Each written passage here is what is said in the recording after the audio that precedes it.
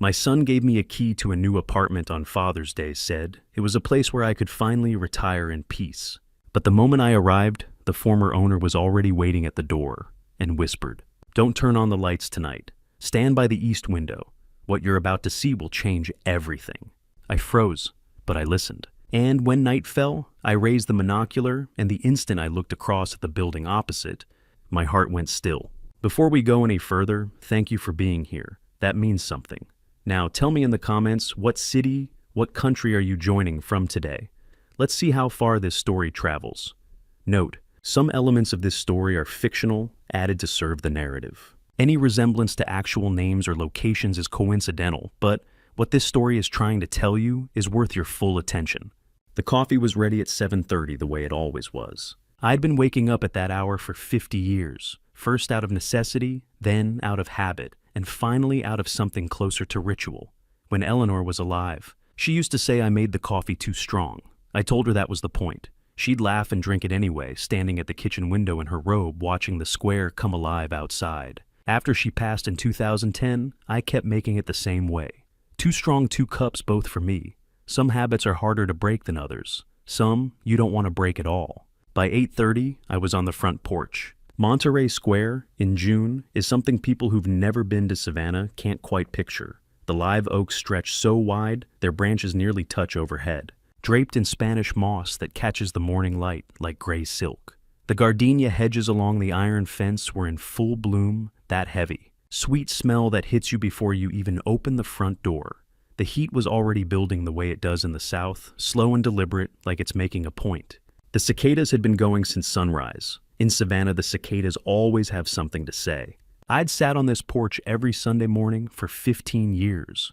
It was the kind of thing that starts as a way to fill time and becomes somewhere along the way the thing you find yourself looking forward to most. Father's Day had always been a quiet occasion in this house. My son Dominic was a good man, successful, sharp, the kind of person who filled a room without trying.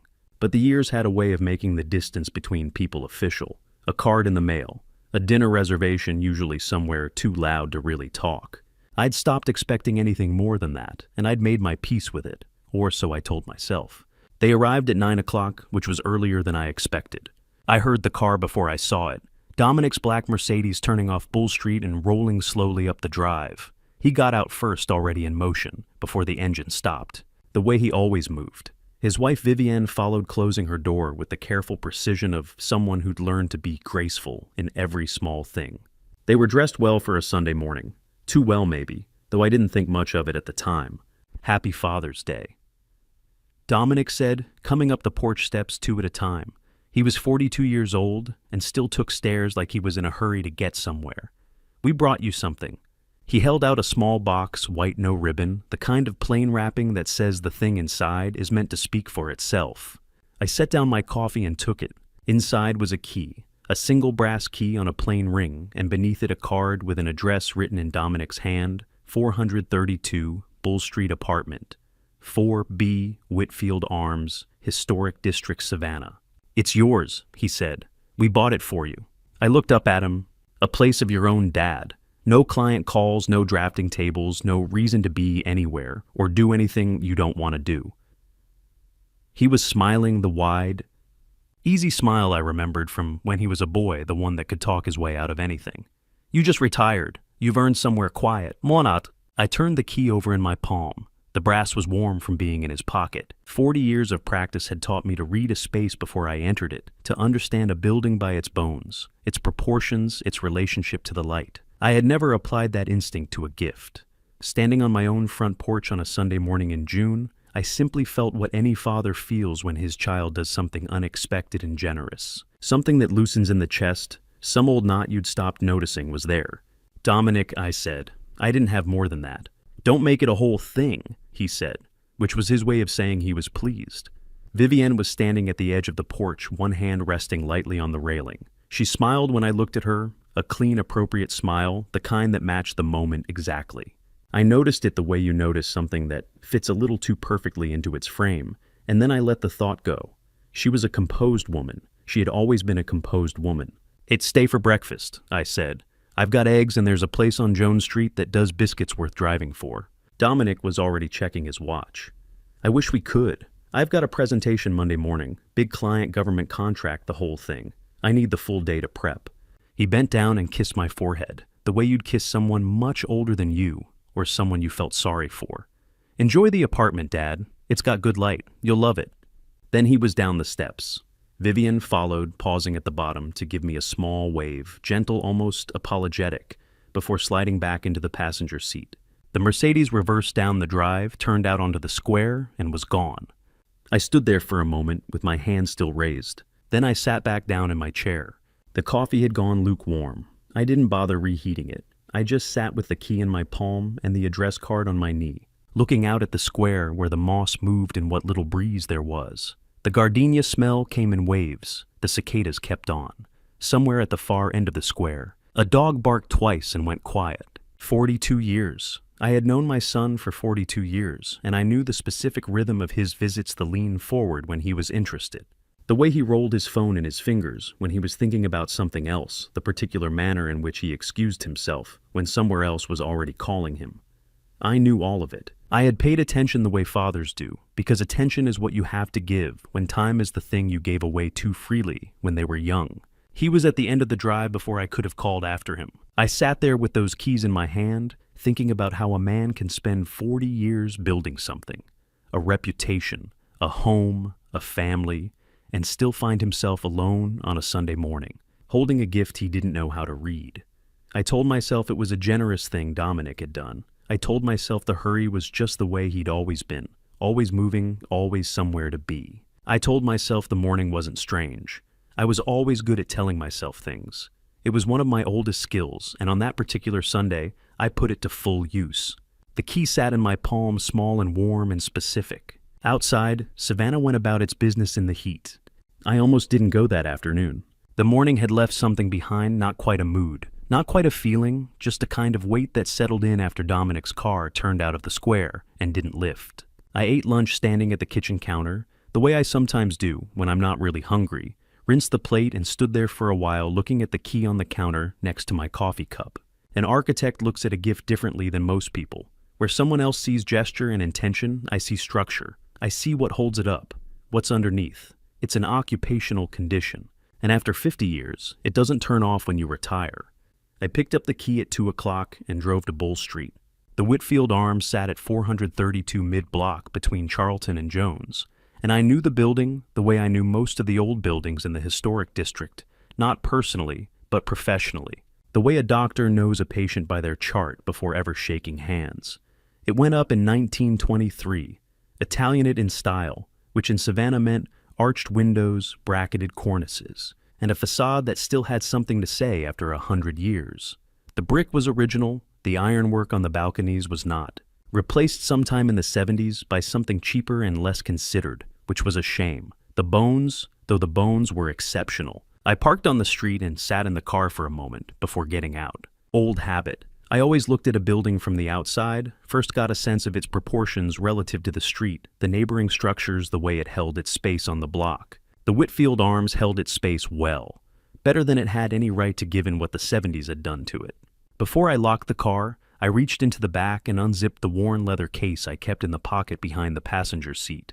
Inside was my monocular, a compact single-lens optical instrument, 8-power magnification that I had carried to every job site for 4 decades. Most people picture architects with blueprints and hard hats.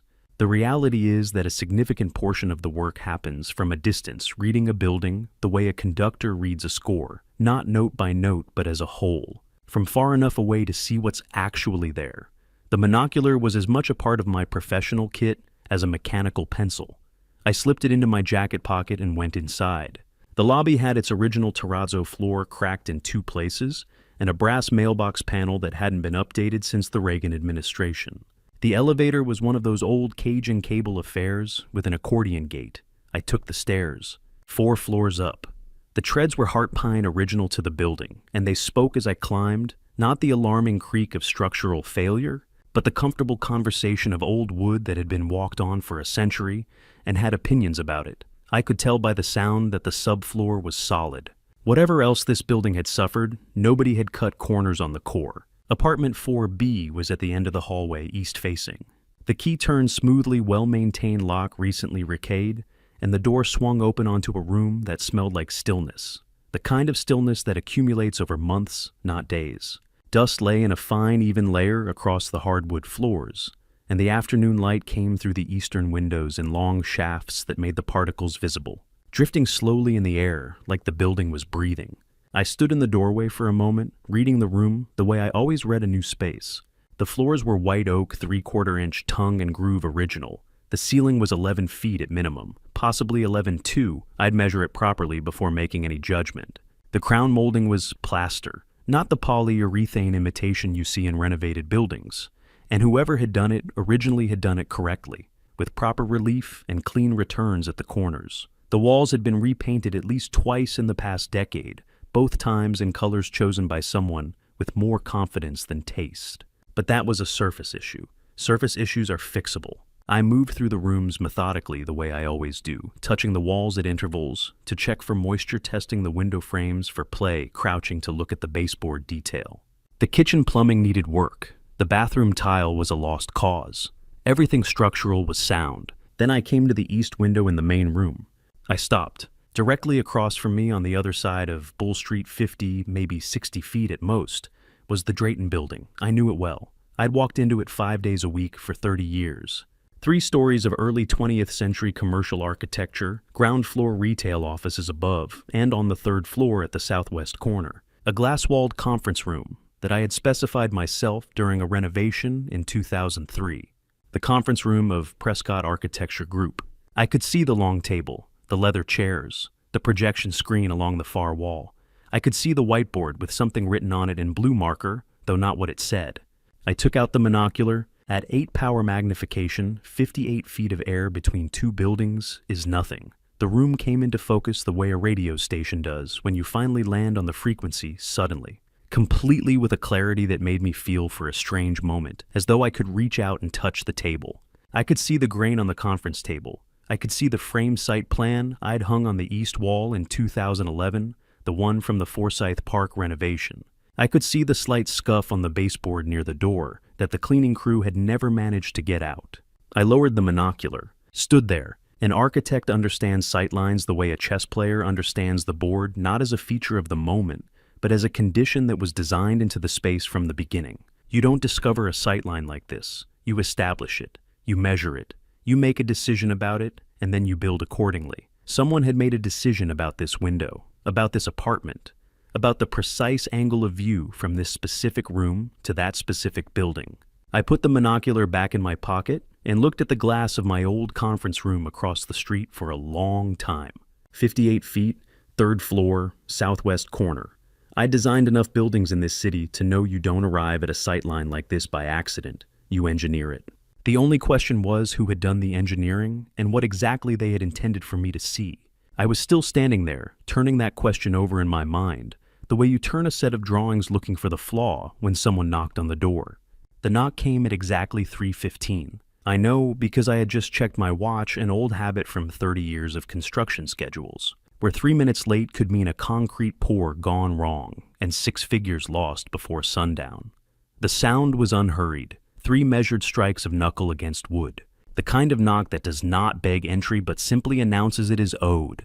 I set down the monocular on the windowsill, where it rested beside the notebook I had been filling with observations about the Drayton Building's 3rd floor conference room across the way. The projection screen, the long mahogany table. The particular way the afternoon light fell through those tall glass panels at an angle, no accident of design could explain. Someone had drawn those lines deliberately.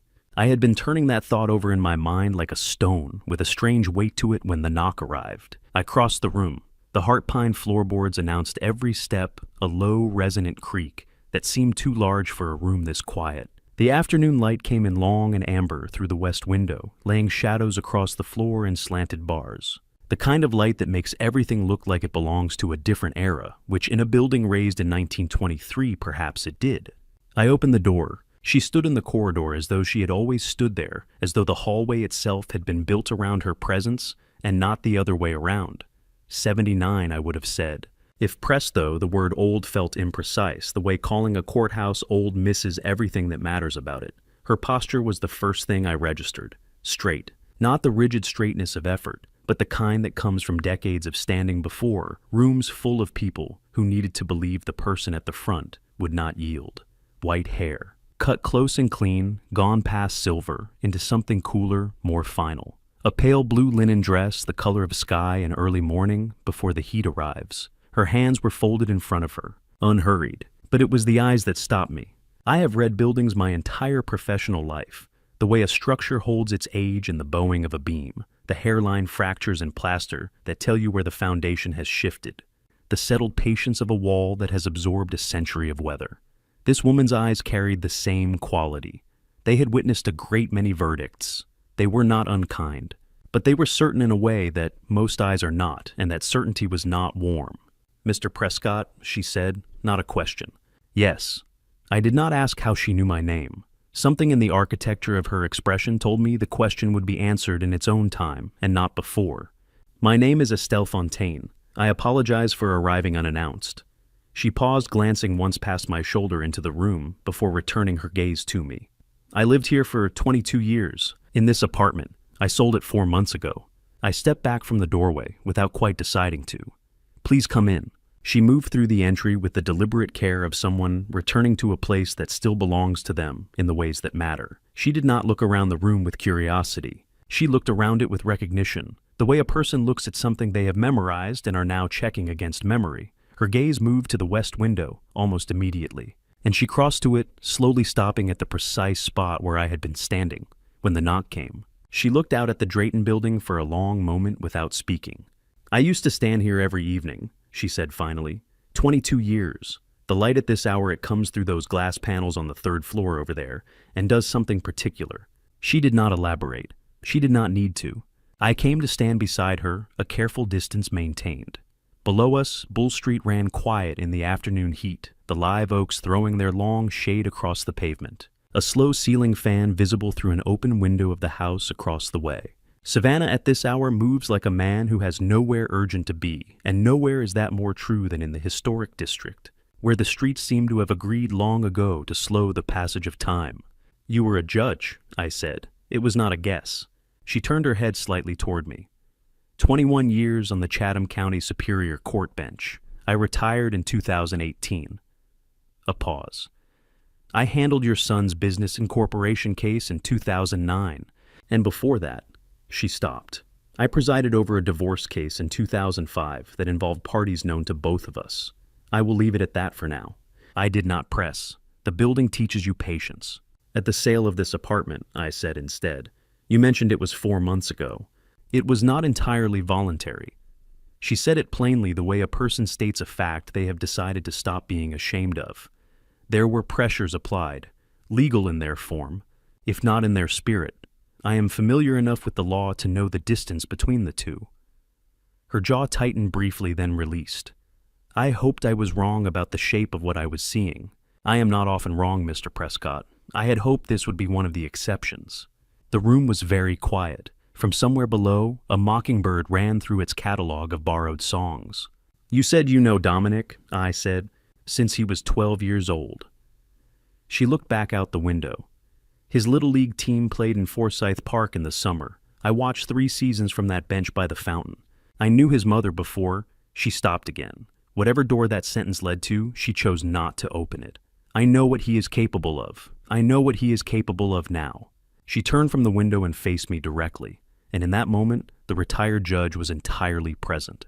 "Mr. Prescott, tonight do not turn on any lights in this apartment after dark. Come to this window at 9 o'clock and watch the 3rd floor of that building across the street." She gestured toward the Drayton building, where the glass conference room panels now caught the late sun like bronze mirrors. "What you will see, I cannot tell you what to do with it. That decision belongs to you, but you should see it before any other decision is made." I held her gaze. "Why didn't you come to me before today?" Something moved across her face, a shadow of something older than this conversation. "Vivienne," she said quietly. "She called me twice in the past 3 weeks. Both times the call was cut short. I did not know whether she was unable to speak or unwilling. I was not certain enough to act." She drew a slow breath. "I am certain now." She moved toward the door with the same quiet authority with which she had entered. At the threshold, she stopped once more, one hand resting on the doorframe, and looked back at the room at the west window, at the long amber light, at the monocular still resting on the sill. "You measured it," she said. It was not a question either. The sightline. 58 feet, I said. Diagonal, third floor, northwest corner. A faint expression crossed her face, something between recognition and grief. "He chose this building deliberately, Mr. Prescott. You should ask yourself why a son who knows his father is an architect would give him a window with a precise view of a room where documents are signed."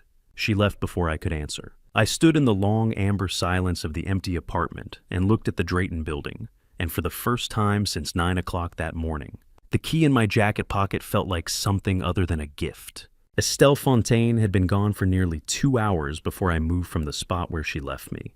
Not because I was paralyzed. An architect does not freeze, he measures, he recalculates, he searches for the load-bearing error before the structure comes down.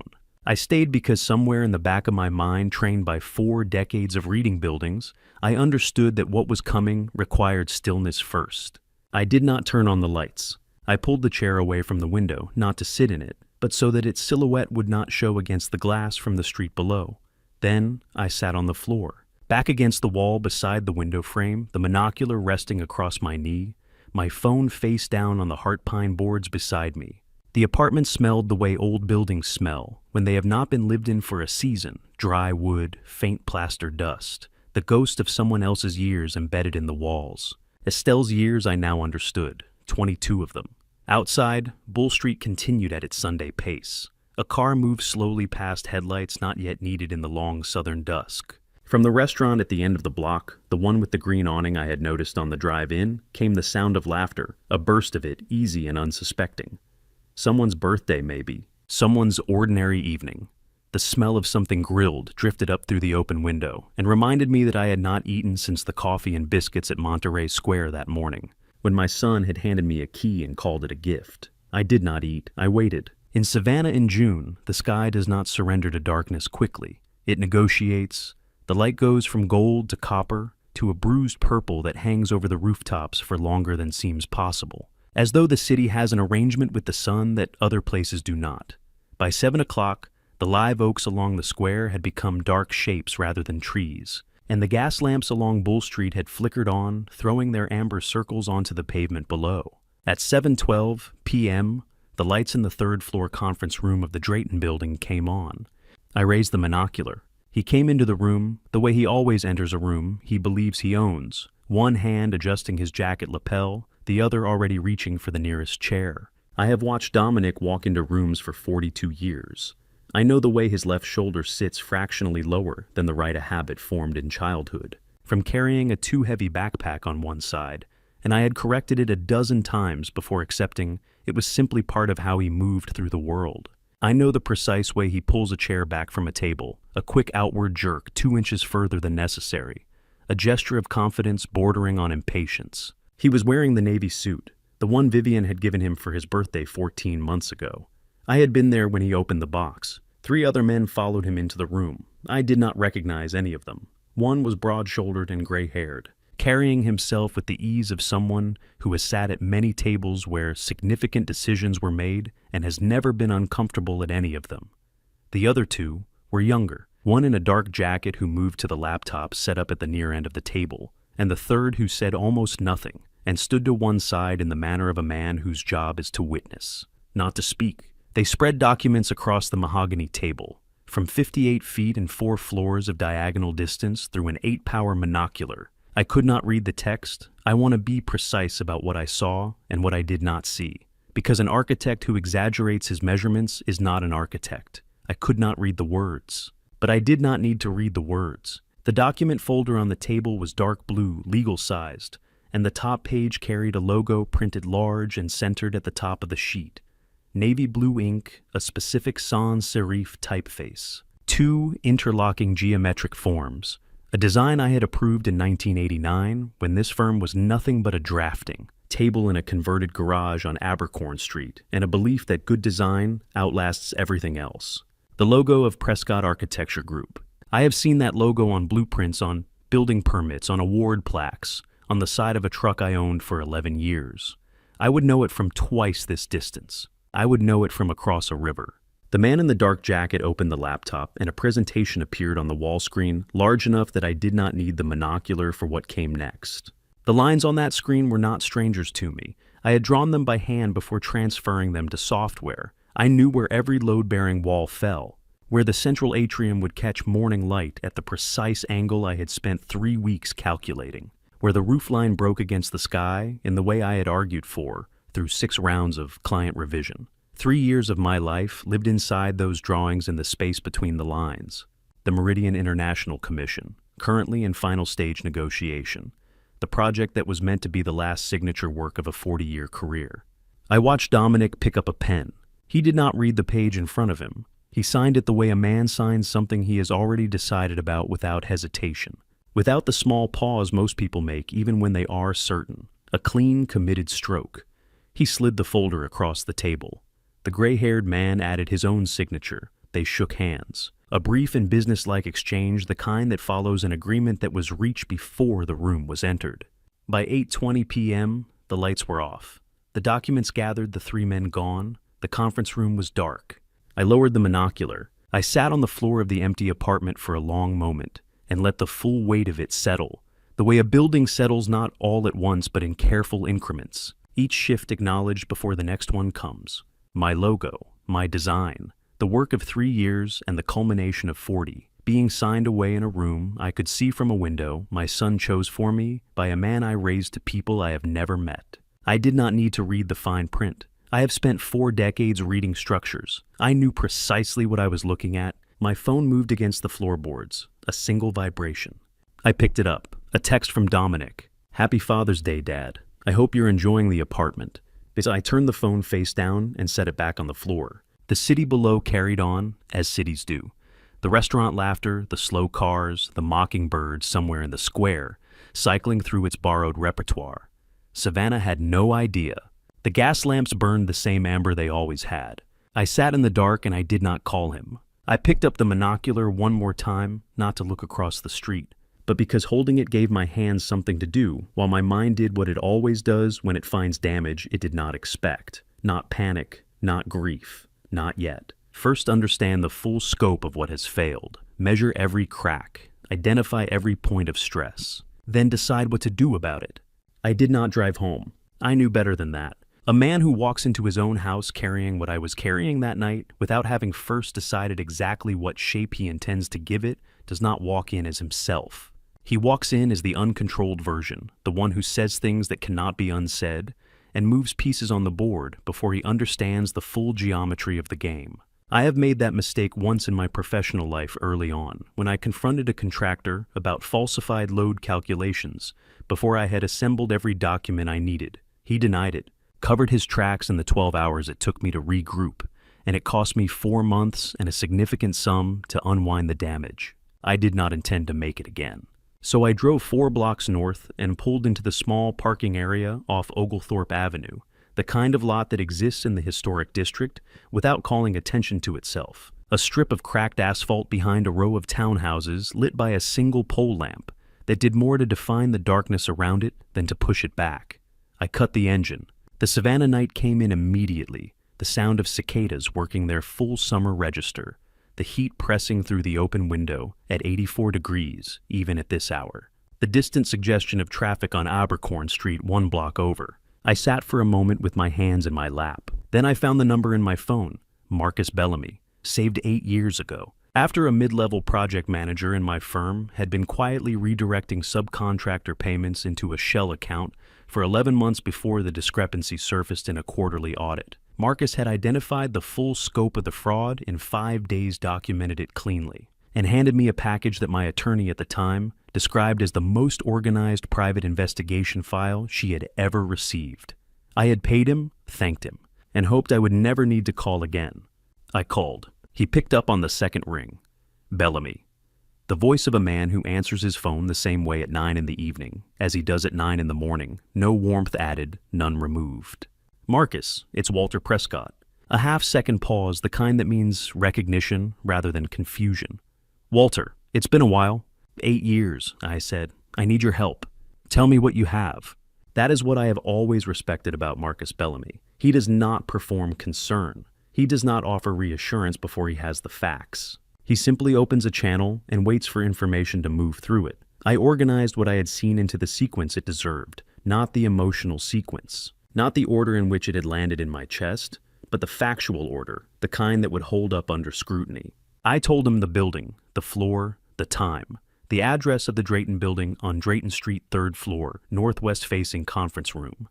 The precise time the lights came on, 7:12 p.m., and the time they went off, 8:20 p.m. I described the 3 men I did not recognize, the broad-shouldered, gray-haired one who moved with the authority of a man accustomed to closing rooms, the younger one who operated the laptop, the third who stood to one side and said nothing. I described the document folder, dark blue, legal-sized, the logo on the cover page, the presentation on the wall screen, the architectural drawings I recognized as my own work on the Meridian International Commission, Dominic signing without reading, the handshake. Marcus asked no questions while I spoke. I could hear the quiet rhythm of keys steady and unhurried. When I finished, he said, "What do you need from me?" 3 things, I said. The identity of all 3 men in that room tonight. Full bank records for Prescott Architecture Group. For the last 12 months, I want to see every outgoing transaction above $10,000. And any legal filings tied to the company or to any of my personal property in the last 6 months. Deeds, transfers, contracts, anything recorded with the county. Understood. Keys again. 48 hours.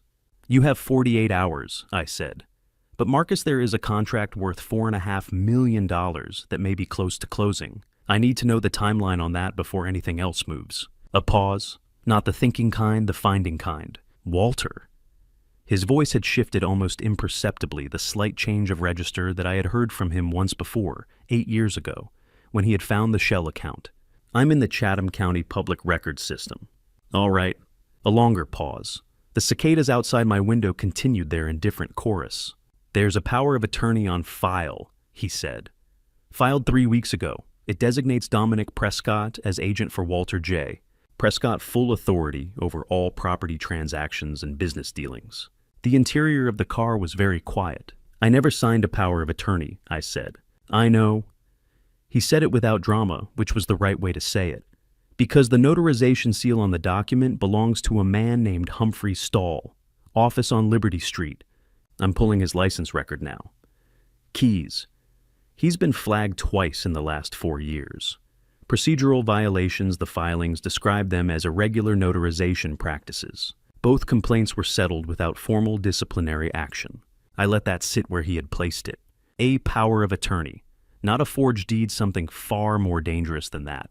A forged deed can be challenged on its face, compared against a known original, tested against a chain of title. But a valid power of attorney, or one that appears valid stamped with the right seal and recorded in the right office, does not require my signature on any subsequent document. It is my signature on everything, on every contract, every transfer, every transaction.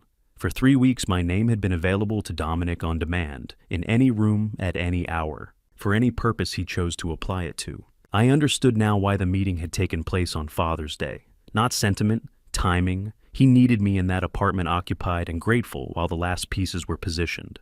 I started the car. Marcus, I said, keep working. I will, he said. Walter, be careful who you speak to before I call you back. I know, I said and ended the call. The drive home took 11 minutes. Oglethorpe to Abercorn, south through the squares, the gas lamps marking each block in amber, the city as composed and unhurried as it always is at this hour, as though nothing beneath its surface has shifted at all. I used every one of those 11 minutes to decide what kind of man I intended to be for whatever came next.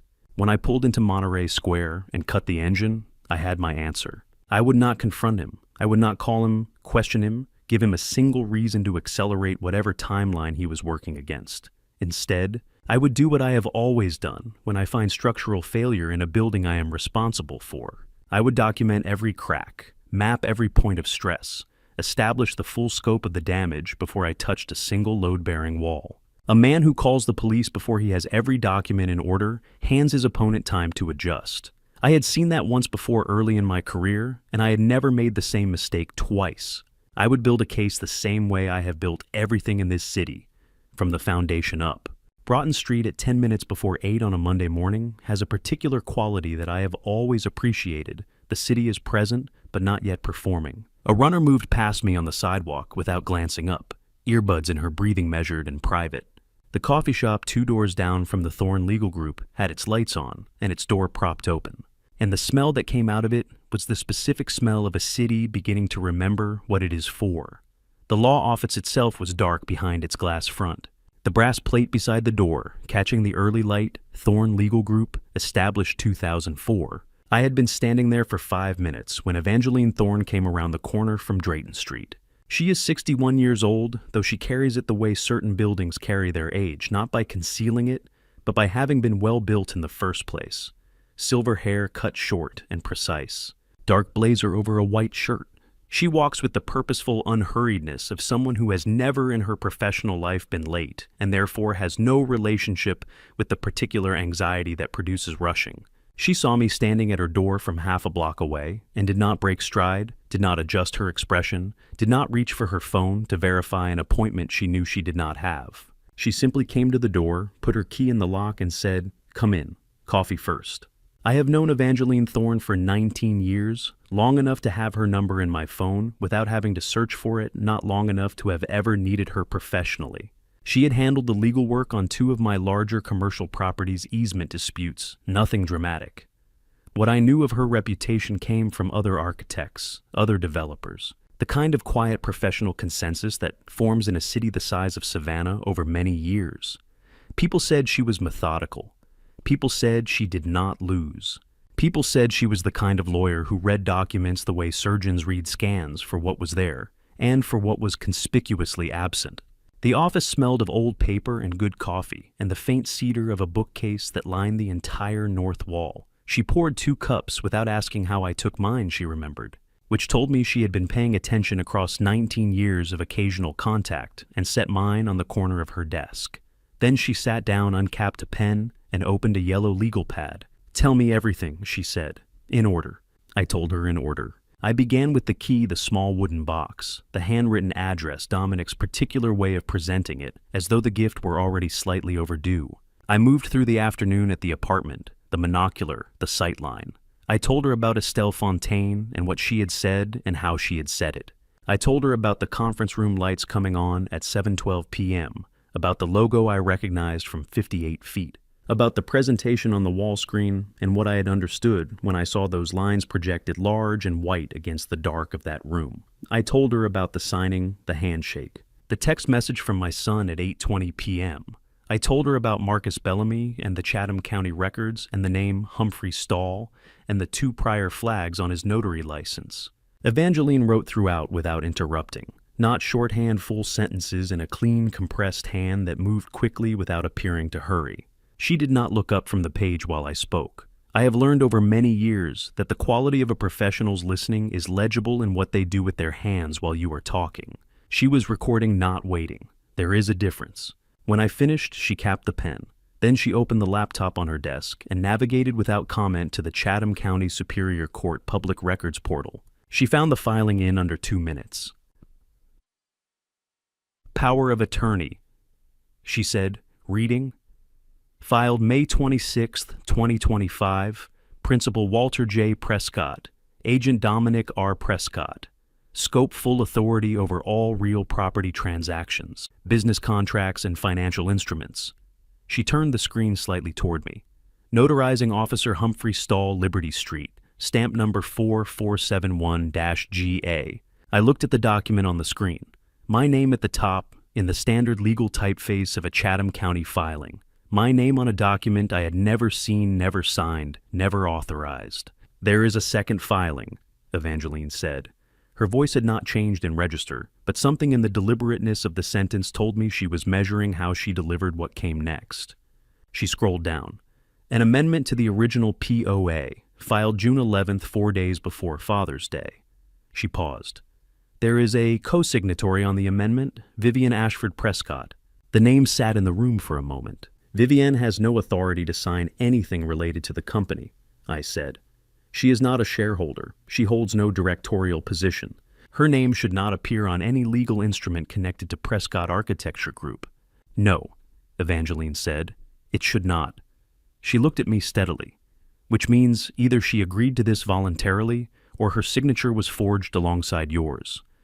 Given that Humphrey's office handled the notarization on the original, it is likely the amendment passed through the same hands or through someone working with access to his seal. She picked up her phone without asking whether I wanted her to, which was the right decision. This was not a moment for courtesy. It was a moment for information. She dialed Vivian's number and set the phone on the desk between us, speaker activated. It rang 3 times. Hello. Vivian's voice was careful in the particular way of someone who has not been sleeping well and has been waiting for a call they dread without knowing exactly what form it will take. Vivian, this is Evangeline Thorne. I am a lawyer here in Savannah. I am sitting with Walter Prescott. I need to ask you one question and I need you to answer it honestly. Evangeline's voice was not unkind, but it was precise. Have you ever signed a power of attorney amendment naming yourself as a co-authorizing party on behalf of Walter Prescott's business holdings, SE Scandal? The silence on the other end lasted long enough that I found myself watching the phone as though it might tell me something the silence would not. Then Vivian said, what does that mean? What document wandas sawasis brackets spikeverse? June 11th, filed with Chatham County. Your full legal name is on it. What came next was not anger. It was not denial. It was a sound I have heard only a few times in my life, the specific involuntary sound a person makes in the moment they understand all at once, the full dimension of how they have been used. It is quieter than rage. It is more devastating than tears.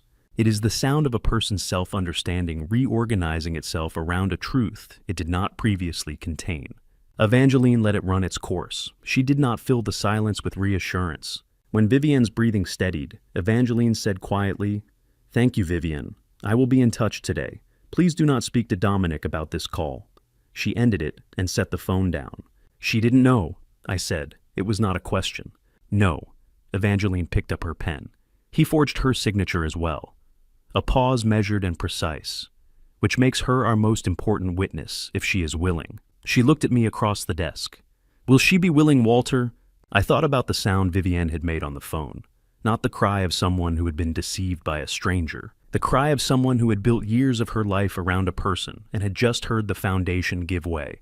Give her an hour, I said. She will be willing. Evangeline had already begun writing before I finished the sentence. I left Thorne Legal Group at 9:15 and walked back out onto Broughton Street where the morning had completed its transition into full workday noise. The coffee shop crowded now. The sidewalk busy, a delivery truck double parked outside the pharmacy on the corner. The city going about its ordinary concerns entirely unaware. The POA was the spine of everything Dominic had built. The notary stamp, the forged signatures, the amendment timed 4 days before Father's Day. It was a skeleton designed to hold weight. But a skeleton built on false joints does not hold forever. I needed to find Vivian before that skeleton moved again. She had chosen the corner table herself, the one farthest from the door, half screened by a tall potted fig tree that someone had positioned with either excellent aesthetic instinct or excellent practical instinct, depending on what kind of conversation you needed to have. Foxy Loxy, at mid-morning, runs at a particular register, art prints on exposed brick walls, the low grind of an espresso machine. A handful of regulars with laptops who are too absorbed in their own lives to pay attention to anyone else's. It was a good choice. I noted it. Vivian Ashford. Prescott had been my son's wife for 6 years. In that time, I had seen her at holiday dinners, at the occasional company event, at the small gatherings Dominic organized when he wanted witnesses to his generosity. I had formed impressions the way you form impressions of people you see in controlled settings, pleasant, composed, careful with her words, in the way of someone who has learned that words in certain rooms carry weight. I had never sat across from her the way I sat across from her now, with nothing between us but 2 untouched cups of coffee and whatever she had decided to tell me. She looked like someone who had not slept. Not disheveled. Vivian did not do disheveled, but there was a quality of thinness around her eyes that had nothing to do with makeup and everything to do with the particular exhaustion of a mind that has been working without permission all night. I sat down. I did not offer pleasantries. Tell me what you know, I said. All of it, from the beginning. She wrapped both hands around her coffee cup and looked at the table for a moment. Then she began. Dominic had changed in October of 2024. She used the word change carefully, the way a person uses a word they have auditioned many times before settling on it.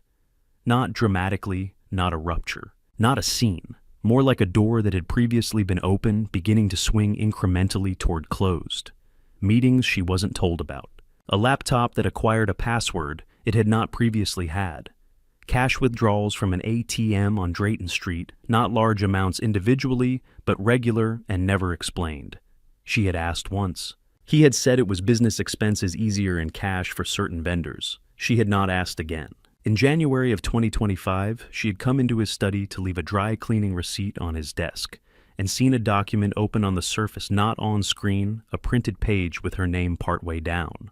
She had read 3 lines before Dominic appeared in the doorway. He had explained it smoothly, without visible agitation, a routine corporate restructuring, a formality that required her name as a household consignatory on certain filings, nothing that affected her directly, nothing that required her attention. She had nodded. She had left the room. I believed him, she said. Or I wanted to, which isn't the same thing, but at the time I was letting myself treat it as though it were. She had stayed quiet through February, told herself she was being paranoid, told herself that a man who was genuinely hiding something would not have explained so calmly. In March, she had stopped telling herself things. I started photographing, she said, whenever he left the laptop open and walked out of the room, whenever there was a printed page left on the desk. I didn't have a plan. I didn't know what I was looking for. I just knew something was wrong and I needed... She stopped. I needed something to be real, something I could look at and know I hadn't invented. She put her phone on the table and slid it toward me. 23 screenshots. Organized by date, she had renamed each file with a month and a number, which told me that whatever fear had driven the collecting, her mind had stayed precise throughout it. The oldest was dated March 4th. The most recent was June 9th, 6 days ago. I scrolled without speaking. Email chains, fragments of documents, a contact list entry, a scanned signature page with a notary stamp I recognized from Marcus's description the night before. The emails were addressed to and from an account I did not recognize, a name that appeared in 9 separate threads over the span of 4 months. Grant Halford. Grant Halford. I said, writing the name into my own phone. Who is he? Vivian shook her head. I don't know. I tried to search the name twice, and both times Dominic came home before I could finish. But he is in almost every email from the last 6 months. She paused. Always about property, always about deadlines, always about... She hesitated as though the phrase still carried the particular cold of the first time she had read it, making sure the transfer was clean. She pushed the phone another inch toward me. Is this what you need? I looked at the 23 photographs, email threads referencing property transfers, a contact list that included the name of a man I did not know, a notary stamp belonging to Humphrey Stahl on a signature page bearing my name. It's a start, I said. I held my phone beside hers and opened AirDrop.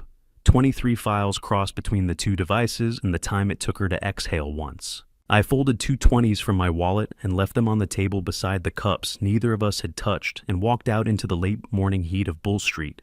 I forwarded Halford's name to Marcus before I reached my car. His reply came back in 40 seconds on it. And Walter, go see your neighbor, today, before anything else. I stood beside the car with the phone in my hand. My neighbor. There was only one person Marcus could mean. Cornelius. Cornelius Batch had lived at 17 Monterey Square for 31 years, long enough that the square itself had come to seem like an extension of his property. The old live oaks in the central fountain, as familiar to him as his own front steps. He was 77 years old, retired 11 years from the Savannah-Chatham Metropolitan Police Department, where he had spent 4 decades as a detective before his knees and his patience for departmental politics gave out at roughly the same time. We had been neighbors for 22 of those years. We had the kind of friendship that does not require maintenance, the kind built from proximity and mutual respect, and the shared understanding that neither man needs to fill silence with noise. He opened the door before I reached the top step. I figured you'd come by eventually, he said. He stepped back to let me in. No handshake, no preamble, no performance of surprise. Been waiting since Friday, tell the truth. The front rooms of his house are tidy in the way of a man who lives alone and has made his peace with it.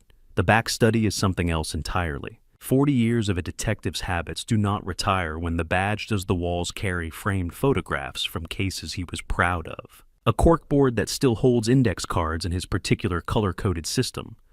Bookshelves arranged not by subject, but by the frequency with which he needs to consult them. The room smells of coffee and printer ink, and the specific lived-in quality of a space where serious work has been done for a long time. He gestured to the chair across from his desk and settled into his own, with the deliberate care of a large man whose joints have opinions. "You know from when?" I asked. "February." He said it without hesitation, the way a man says something he has been rehearsing the delivery of for several months.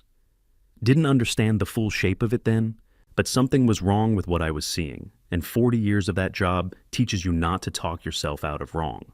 He opened the bottom drawer of his desk, so I kept records. The manila envelope was thick, legal-sized, sealed with the metal clasp, bent down twice in the way of someone who has opened and resealed it more than once. He pushed it across the desk without ceremony. 47 photographs.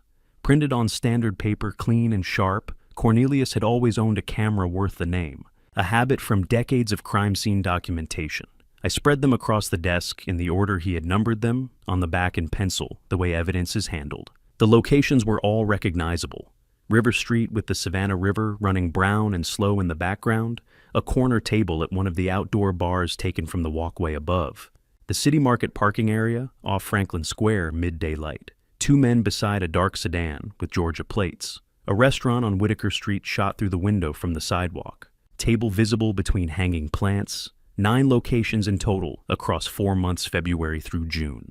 The meetings were not random. They followed a pattern always public enough to be defensible, always chosen for ambient noise and multiple exits. The tradecraft Cornelius would have called it. Of men who have thought about being watched. "The one he meets most often," Cornelius said, tapping the photograph on top. "Count the appearances." I went through the stack. The same face in frame after frame, a man in his mid-50s, broad through the shoulders, silver hair cut close. The particular way of holding himself I had noticed through the monocular 2 nights ago in the Drayton Building conference room. 31 out of 47 photographs. My phone buzzed. Marcus. Grant Halford, 4 prior fraud convictions, 2 in Fulton County, Georgia, 2014 and 2017, 2 in Charleston, South Carolina, 2019, all real estate related, currently operating under Coastal Legacy Properties LLC. Registration filed in Delaware 2022, no Georgia business license on record. I set the phone on the desk beside the photograph. The man in the photograph and the name on my screen were the same person. I did not need Cornelius to confirm it, but he looked at both and nodded once. The way a detective acknowledges a fact that has now been sufficiently established. He selected one photograph from the middle of the stack and placed it apart from the others. Dominic and Halford in a parking area, the light suggested early evening. The location looked like the east side of City Market where the foot traffic thins out. They were shaking hands, not the handshake of 2 men completing a transaction. The grip was held a beat too long, both men leaning in, slightly the body language of an agreement that goes beyond the paper version.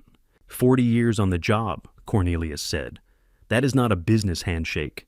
He said it quietly, with the flat certainty of someone who has cataloged the taxonomy of human deception at close range for 4 decades. That is 2 men who know they are doing something they cannot undo. I looked at the 47 photographs spread across the desk of a retired detective who had spent 4 months waiting to hand them to me. 9 months of secret meetings, 4 prior criminal convictions across 2 states, my son's name appearing alongside Halford's in every transaction Marcus is pulling from the county records. The picture is getting clearer with every hour, and considerably worse. "Can I take these?" I asked. Cornelius had already made his copy. I had not noticed him do it, but that was the point. He pushed the originals across the desk without a word. I was at the door when he spoke again. "Walter?" His voice carried the particular weight of a man who chooses his final sentences carefully. "Whatever this is, it's bigger than Dominic." He said it the way detectives say things they have known for a while and waited for the right moment to release. Not a warning exactly, a calibration. "I'm starting to understand that," I said, but I did not yet know how much bigger. That answer was waiting for me on Liberty Street. The office was the kind of small that happens gradually, a room that starts out merely modest and slowly fills with the sediment of years until there is barely a corridor left between the door and the desk. Cream-colored walls gone slightly yellow, Venetian blinds drawn to the halfway point. The afternoon light coming through in slanted bars that landed across stacked folders, and a calendar 3 months out of date.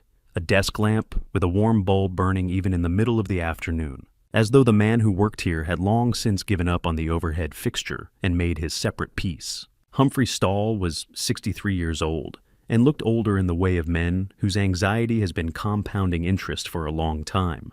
He was signing a document when I came through the door. He looked up. The color left his face in the particular way it leaves the face of a man who has been waiting for something to arrive and has spent months pretending to himself that it might not. I did not speak. I crossed to his desk, set down the photograph from Cornelius's collection, Dominic and Halford City Market Parking Area, February, and stepped back. He looked at it. He looked at me. He opened his mouth. "I don't know what you think that—" I set down the second item. A printed copy of the power of attorney, filed with Chatham County on May 26th. His stamp number in the lower right corner, his commission seal pressed and dated. He closed his mouth. I set down the third, the flag complaint records Marcus had pulled. 2 prior procedural violations, both within the last 4 years, both resolved without formal action, the kind of record that represents not a clean history, but a temporarily contained one. Humphrey Stahl looked at the 3 items arranged on his desk, and something in him stopped performing. I have watched people make that decision the moment they calculate that the cost of maintaining a story has finally exceeded whatever the story was protecting. It does not look like relief. It looks like exhaustion that has been waiting for permission to show itself. He was quiet for a moment. Then he told me.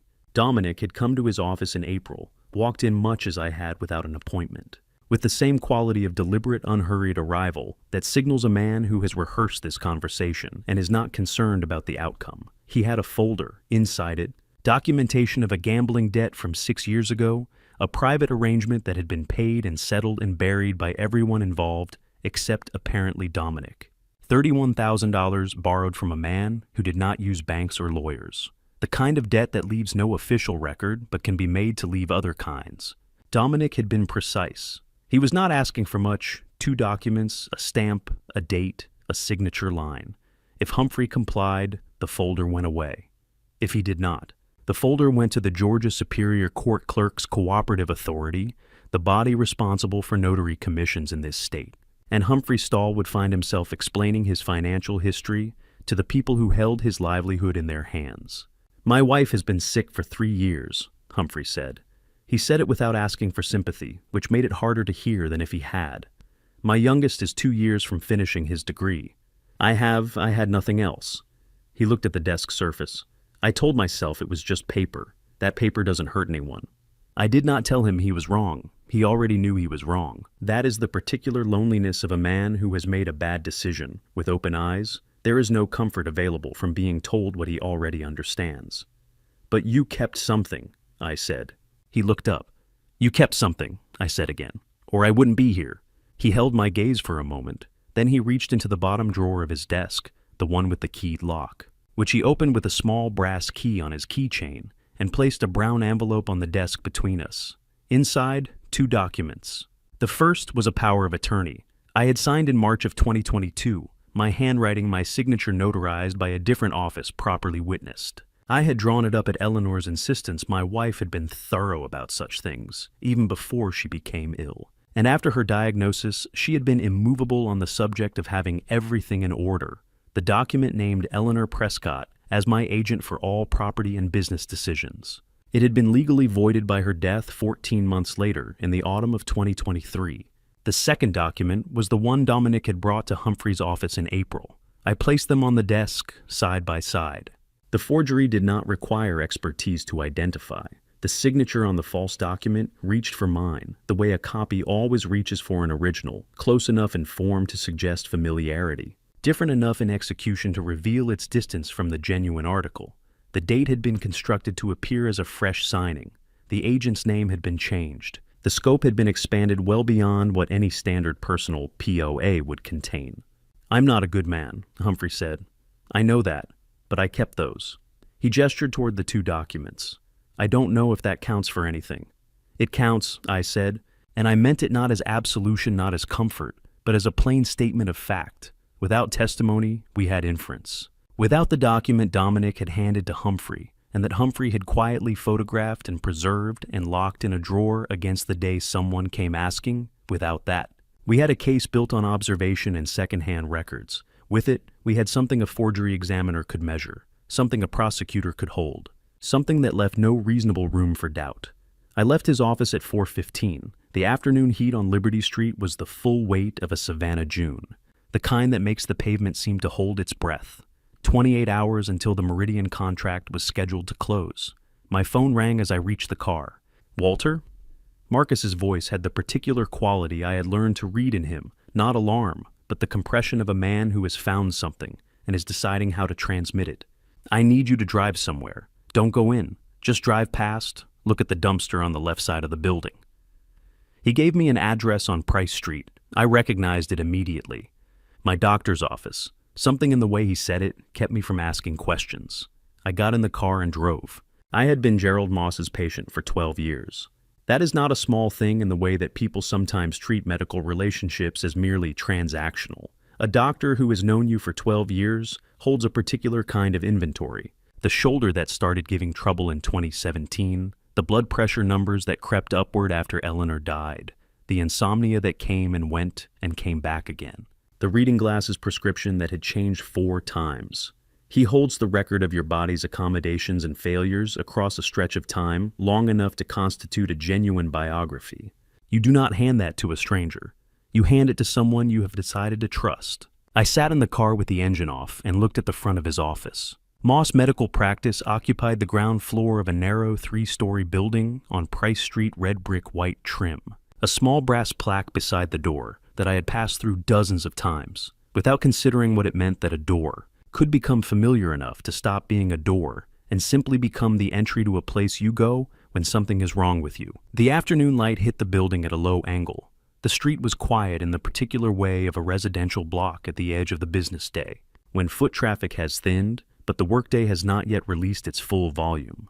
The dumpster was on the left side of the building, half screened by the corner of the neighboring structure. I could see from 30 feet the edge of something white against the dark interior. Not inside the dumpster resting on the rim, as though someone had set it there and then reconsidered the act of disposing it, but had not reconsidered enough to take it back inside. A thick white envelope, the logo of Moss Medical Practice printed in the upper left corner. Marcus had gotten there. First, he had photographed the contents before I arrived and sent them to my phone without explanation, because no explanation was needed. I looked at his photographs rather than retrieving the envelope myself. Clean images, clinical in their precision. The document inside ran to 4 pages. Medical Cognitive Assessment Report. Patient, Walter J. Prescott. Date of examination, June 10th, 2025. Examining physician Gerald R. Moss, M.D. The conclusion occupied the bottom third of the first page. Patient demonstrates significant indicators of early-stage cognitive decline. Assessment finds materially diminished capacity for independent decision-making in matters of financial and legal complexity. Follow-up evaluation recommended within 90 days. I read it twice. Then I put my phone face down on the passenger seat and looked through the windshield at a building I had trusted for 12 years. On June 10th, I had been in my office on Oglethorpe Avenue until 4 in the afternoon, reviewing structural specifications for a project in Hilton Head. My assistant had brought me lunch from the place on Broughton Street. I had signed 3 documents, none of them medical. I had not been within 6 blocks of Price Street. I had never taken a cognitive assessment in my life. Not voluntarily, not knowingly, not in the presence of Gerald Moss or anyone else. But the document existed. It had my name at the top, his signature at the bottom, and a date stamp from his office. It had been prepared and printed and placed in a file that could, at the right moment, be presented to a court as evidence. I understood what it was for. If the POA were challenged and the forgery exposed, a competency question would need to be answered before any of it could unravel cleanly. A man who can be credibly described as showing significant cognitive decline by his own physician of 12 years no less is a man whose account of events becomes easier to dispute. His testimony becomes shakier. His collection of photographs, screenshots, and documents becomes the product of a confused mind rather than a methodical investigation. The document would not need to be introduced immediately. It only needed to exist available, ready to be deployed, the moment Walter Prescott became a problem. That was the architecture of it. Not a single document, but an interlocking system, each piece designed to reinforce the others. The POA gave Dominic authority. The cognitive assessment would remove mine. I picked up my phone and dialed Gerald Moss's private line, the number he had given me 7 years ago, after a late evening scare with my heart that had turned out to be nothing serious. Because he had said, "Call this number directly if something like that happens again." I had never used it for anything other than its intended purpose. He answered on the second ring. Silence. Not the silence of a bad connection, not the silence of a man collecting his thoughts. The silence of a man who has seen the name on his screen and is experiencing the specific paralysis of someone who has done something that cannot be undone and has now been found out. 7 seconds. I counted them. Walter, The line went dead. He had ended the call. I sat with the phone in my hand. 12 years. The shoulder, the blood pressure, the insomnia, the reading glasses. Every vulnerability I had ever walked through that door and described, all of it now context for a document he had signed with my name at the top. 18 minutes later, Marcus sent a photograph. Time-stamped 5:03 p.m. Gerald Moss. In his white coat, he had not even stopped to change parking his car in the small lot behind Dominic's office building on Drayton Street and moving toward the back entrance with the quick, head-down urgency of a man who needs to tell someone something before someone else does. Marcus had the image from a public vantage point. Legal, clean, usable. 2 minutes after that, a second message. Raymond Whitlock was present at Moss's office on June 10th. Signed in as a visitor at 2:15 p.m., left at 3:40 p.m. He's your lead designer. Walter has full access to every file in the company's system. Raymond Whitlock, 26 years old, hired 18 months ago on Dominic's recommendation. Given access to the Meridian drawings within his first quarter, because Dominic had argued the project needed fresh eyes on the technical specifications. I had agreed.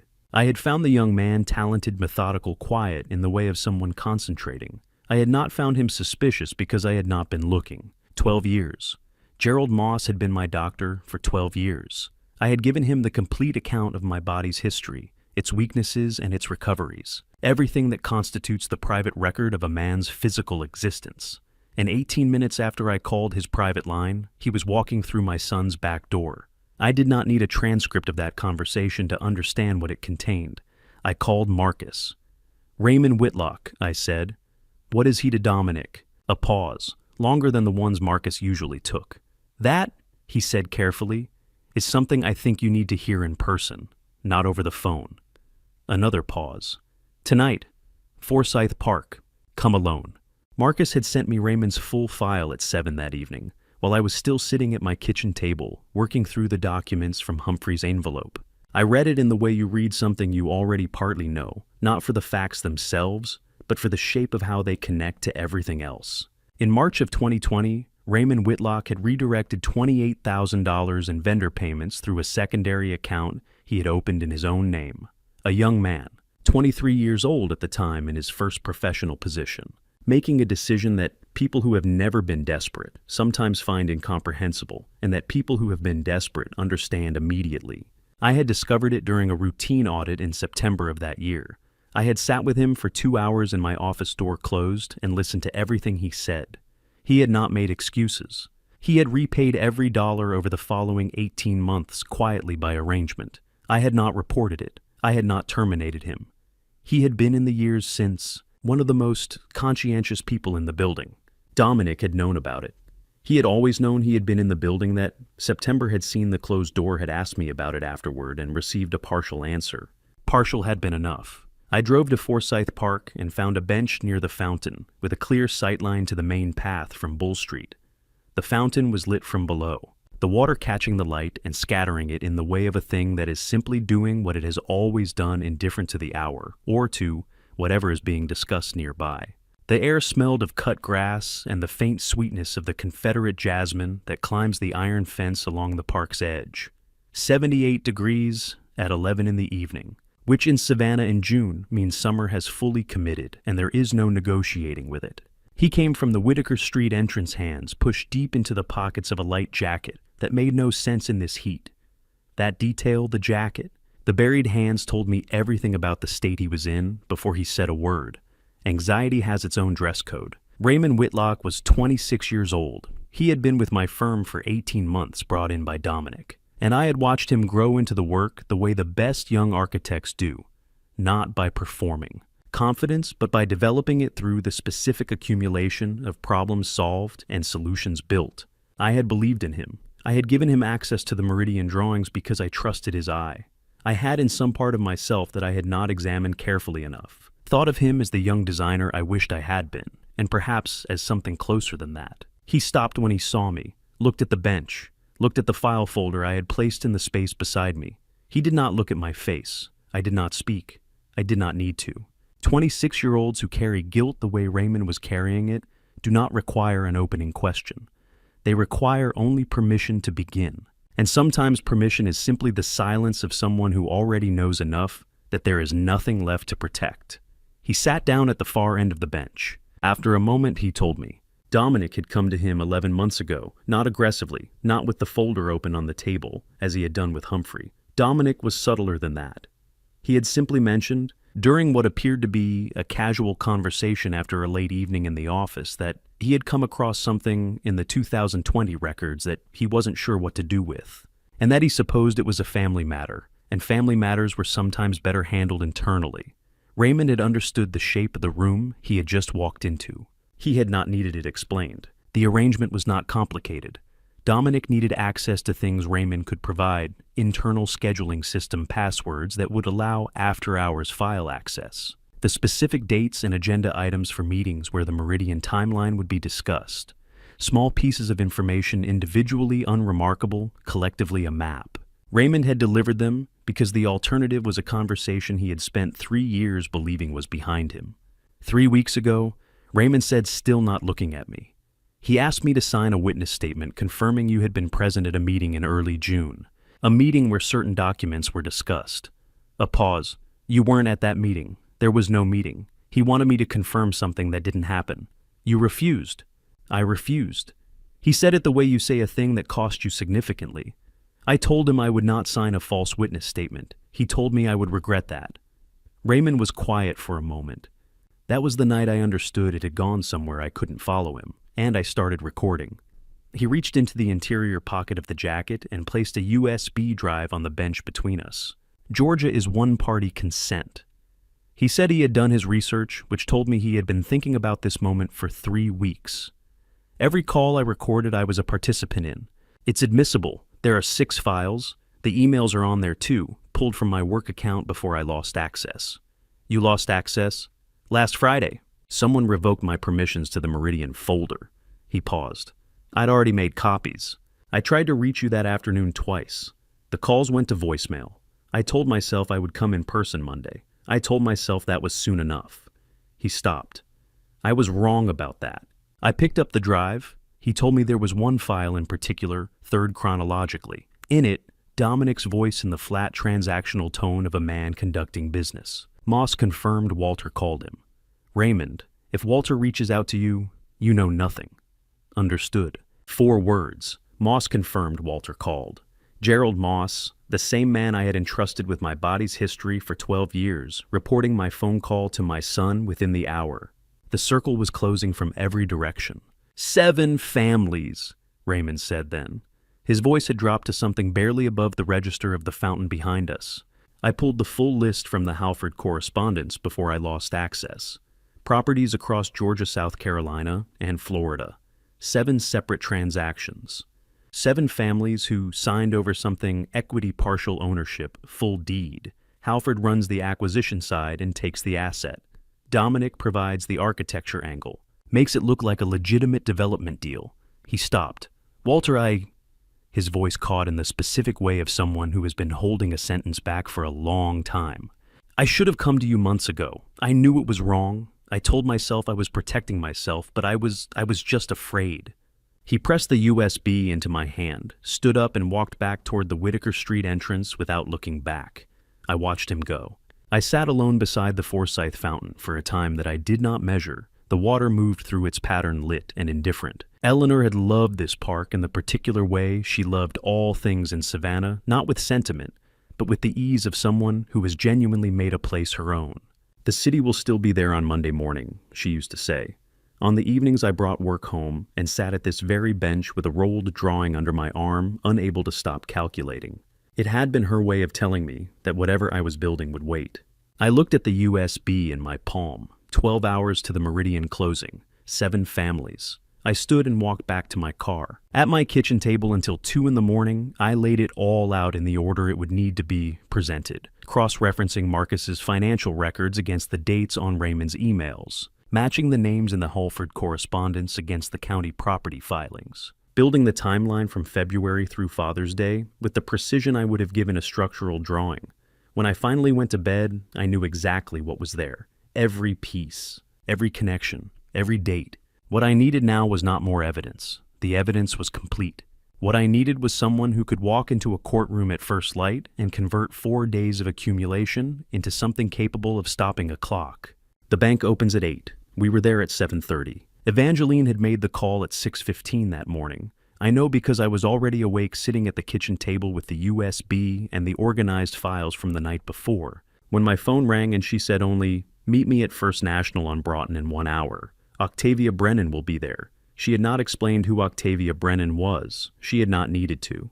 The name carried in her voice the particular weight of someone who has already done the necessary groundwork while the other person was still sleeping. We stood on the sidewalk outside the bank in the early morning quiet of Broughton Street. The heat was already present at this hour, the kind of June morning in Savannah that does not pretend the day will be cool and then disappoint you, but announces its intentions from the first light. Evangeline was reviewing something on her phone. I was looking at the brass-handled doors and thinking about what was on the other side of them. Octavia Brennan unlocked the front door at 7:58 and held it open for us without ceremony. She was the bank's chief compliance officer, a title that sounds administrative until you understand what it actually means. She is the person whose job is to watch, to record, and to report. 31 years in banking had given her the particular stillness of someone who has learned that the most important skill in her profession is not analysis but patience, the willingness to observe a pattern across many months before acting. Because acting too early gives the subject time to adjust, and acting too late gives them time to finish. She was 60, perhaps 62, with the kind of economy of movement that comes from having sat through thousands of hours of transactions and learned to distinguish the meaningful from the routine. She led us to a conference room at the back of the building where a folder of documents was already arranged on the table. She had been here before we arrived. She poured coffee without asking, set the cups down, and sat across from us. I filed the first suspicious activity report in April. She began without preamble. By then, I had 14 transactions flagged in our internal system, all from the Prescott Architecture Group operating account, all structured to fall beneath the $10,000 threshold that triggers automatic currency transaction reporting requirements. She slid the top document toward us. Structuring transactions to avoid that threshold is itself a federal offense under the Bank Secrecy Act. I filed with FinCEN. That filing initiated federal-level monitoring of the account. I looked at the transaction summary. 14 entries each, between $7,000 and $9,000, spread across 6 weeks in March and April. No single transaction large enough to trigger automatic reporting. Together, they totaled $412,000. The full picture, Octavia continued. Across the account since February is considerably larger. She turned to the next page. $1 million $240,000 transferred out of the corporate account over 14 weeks. The transfers went to 3 destinations. She indicated the column on the right side of the page. A holding account registered to Coastal Legacy Properties, LLC, a personal account in Dominic Prescott's name, and one transferred direct of $45,000 to a Gerald Moss at a practice address on Price Street. The room was quiet except for the low sound of the building's air conditioning. $45,000. Gerald Moss had not simply been pressured, he had been paid.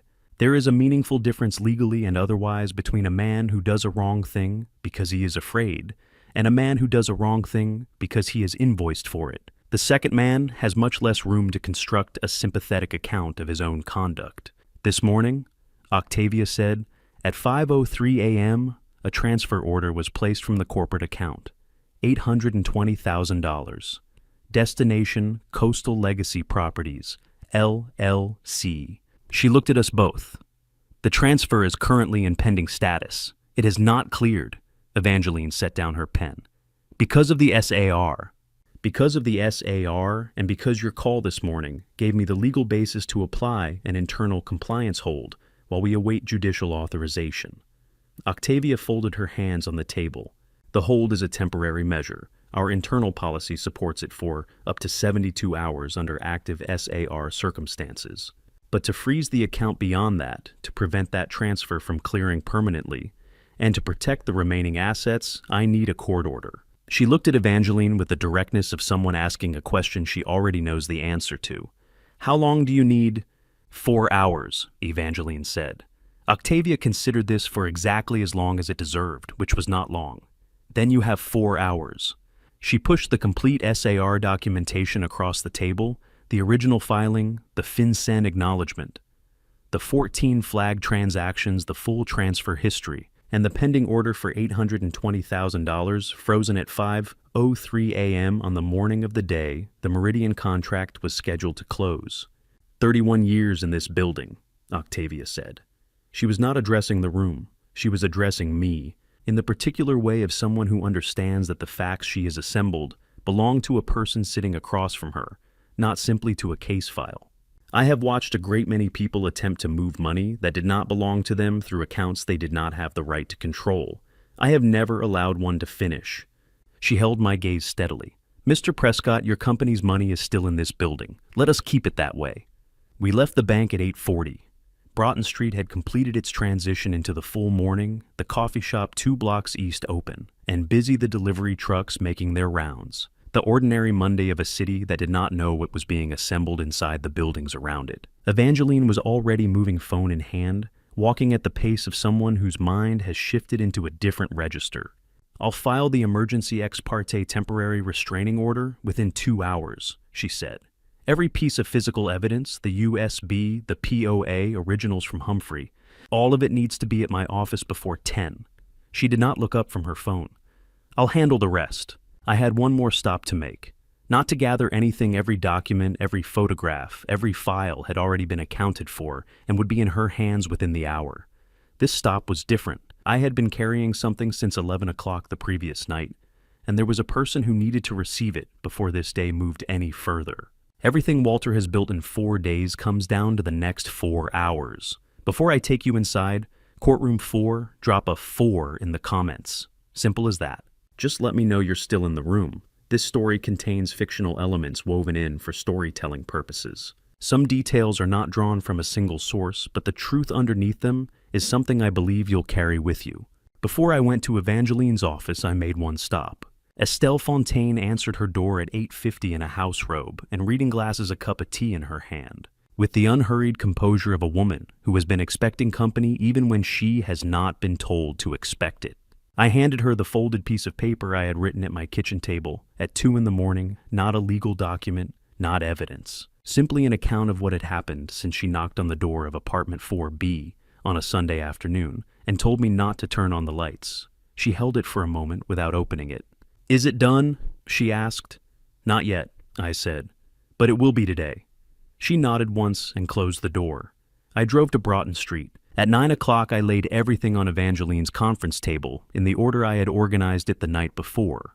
The USB drive from Raymond's 6 audio recordings and a complete email archive. The 47 photographs from Cornelius numbered in pencil on the reverse. The original POA documents from Humphrey's locked drawer. The genuine instrument from 2022 and the forged version side by side. The bank documentation from Octavia. 14 flag transactions, the SAR filing the FinCEN acknowledgement, and the pending transfer order for $820,000. The screenshots Vivian had collected across 3 months, each renamed with its date. The cognitive assessment report from the dumpster on Price Street. Marcus's compiled financial summary. Evangeline stood at the head of the table and looked at it all for a long moment, the way a person looks at something they have heard described and are now seeing in its full physical dimension. In 20 years of practice, she said, "I have never walked into a courtroom carrying a more complete record." She set her hands flat on the table. "Walter." A pause. "There is no going back from this. Once I file, this becomes a matter of public record and criminal referral. Everything that follows for Dominic, for Moss, for everyone whose name is in these documents will be irreversible." I had been awake since before 5. I had read everything twice. I understood what irreversible meant. "File the petition," I said. She was already reaching for her briefcase. At 10:15, the door to the conference room opened, and Evangeline introduced Detective Beauregard Taft of the Savannah-Chatham Metropolitan Police Department, a large, quiet man in a dark jacket who had the deliberate economy of movement that comes from many years of sitting in rooms where things were about to become official and learning not to disturb that process. He shook my hand with the particular formality of someone who is conducting himself for the record.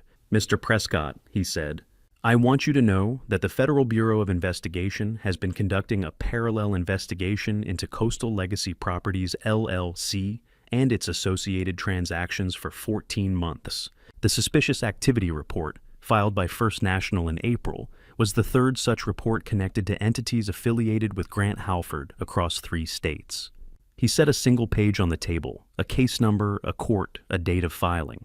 This morning, the United States District Court for the Southern District of Georgia issued a federal asset freeze order covering all accounts and instruments associated with Coastal Legacy Properties, Dominic R. Prescott and 4 additional named individuals." A pause. "Dr. Gerald Moss is among them." The room absorbed this. 14 months.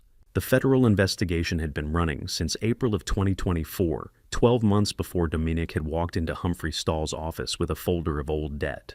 Whatever Dominic believed he had been building it inside a structure that was already being observed from above. At 10:47, Evangeline filed the emergency ex parte petition for a temporary restraining order at the Chatham County Superior Court. I sat in the gallery and watched her present to the Honorable Patricia Calloway, a different Ashford than Vivienne, a coincidence of surnames that meant nothing except that Savannah is at its core, a city of a certain size where names recur. Evangeline argued 3 elements in the precise order the law requires. First, irreparable harm. The Meridian contract was scheduled to close in 73 minutes, and a transfer of intellectual property rights under a forged power of attorney would create damage that could not be fully remedied after the fact. Second, clear evidence. She placed the 2 POA documents before the court, the 2022 original and the forged instrument, and said simply, "The signatures do not match, and the notarizing officer has confessed under interview." Third likelihood of prevailing on the merits, she referenced the federal asset freeze already in place, the audio recordings obtained under Georgia's one-party consent statute, and the 14-month federal investigation that had produced its own parallel findings. She spoke for 11 minutes. Judge Patricia Calloway signed the order at 11:48. The TRO covered the Meridian transaction, the pending bank transfer, and all instruments executed under the disputed power of attorney, the federal freeze already active, extended coverage to the interstate dimensions of the scheme. 2 orders, 2 jurisdictions, the same result. Everything stopped. Marcus called at 11:58. "It's done," he said. "All accounts frozen. The Meridian closing just fell apart. Their attorneys received notice from the court 4 minutes ago." A brief pause. Dominic was notified at 11:51.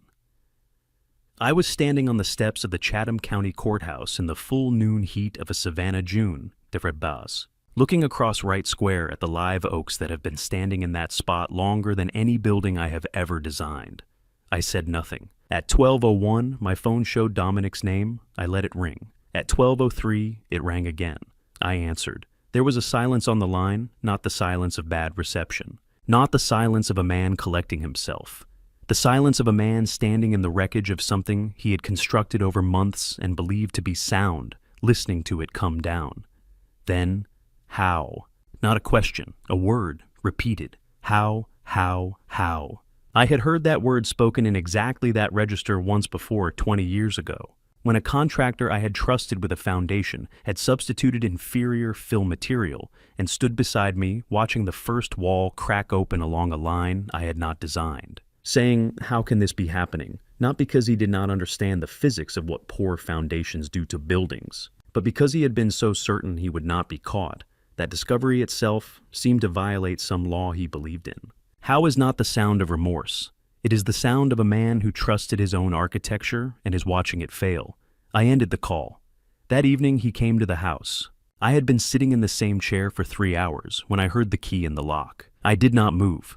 The bourbon was on the side table where I had placed it at 5:32. Fingers neath the glass still full, and the ice long since melted into nothing. The lamp in the corner was on low. The The windows were open to the square, and through them came the sound that Savannah makes in the deep of a June evening, the cicadas at full register. The distant suggestion of traffic on Abercorn Street, the occasional voice from somewhere along the block, a city going about the warm and ordinary business of a Tuesday night. The door opened. Dominic stepped inside.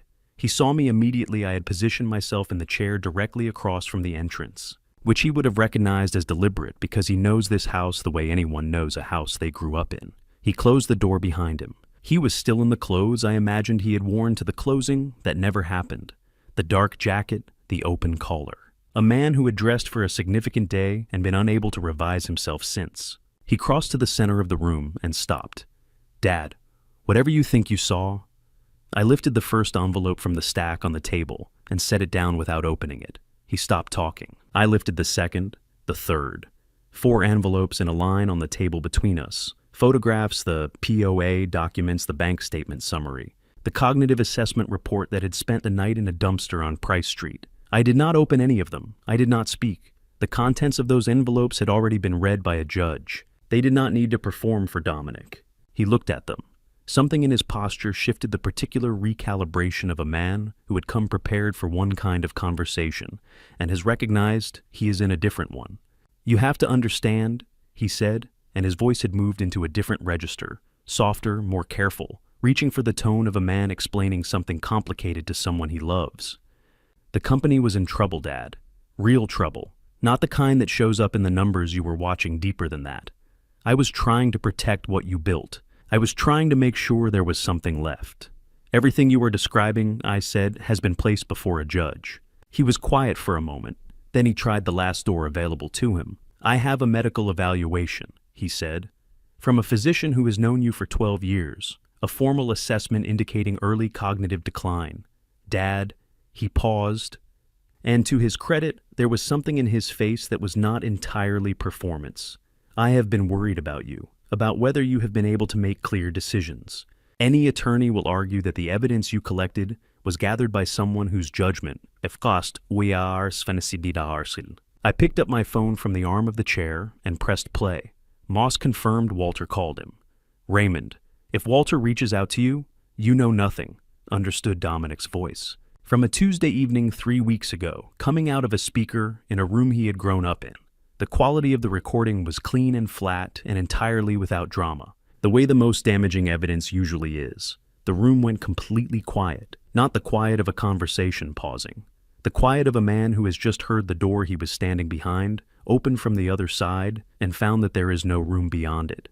7 seconds. I counted them the way I had counted the silence on Gerald Moss's phone line, not with impatience, but with the steady attention of someone documenting a moment they know they will remember with precision for the rest of their life. Dominic sat down.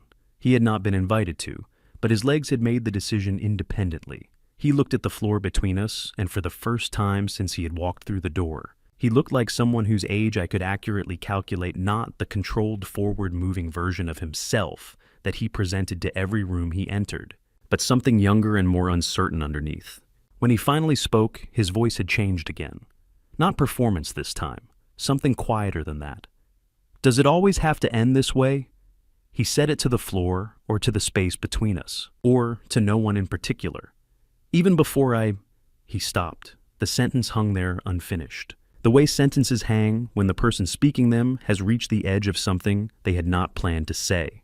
He did not complete it. I looked at my son. I looked at the set of his jaw and the slope of his left shoulder fractionally lower than the right. A habit from a childhood backpack that I had corrected a dozen times and eventually accepted as simply part of how he moved through the world.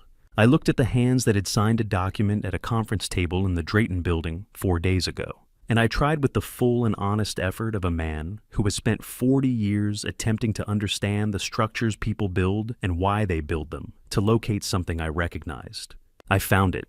That was the worst part. I found it. "I have loved you every day of your life," I said. "Every single day, without condition and without accounting." I let that sit for a moment. That is why this is the saddest room I have ever sat in. I stood up. I walked to the front door and opened it.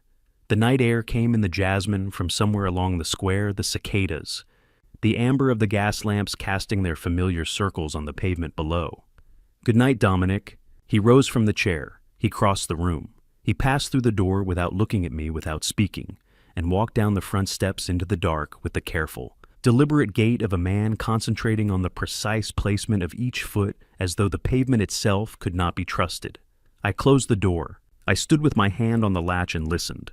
The engine of his car starting a sound I have known since he was 16 years old, and I taught him to drive in the parking lot of a warehouse on the east side of the city that I was renovating at the time. The engine moving away down the street, diminishing, gone, and then only the house.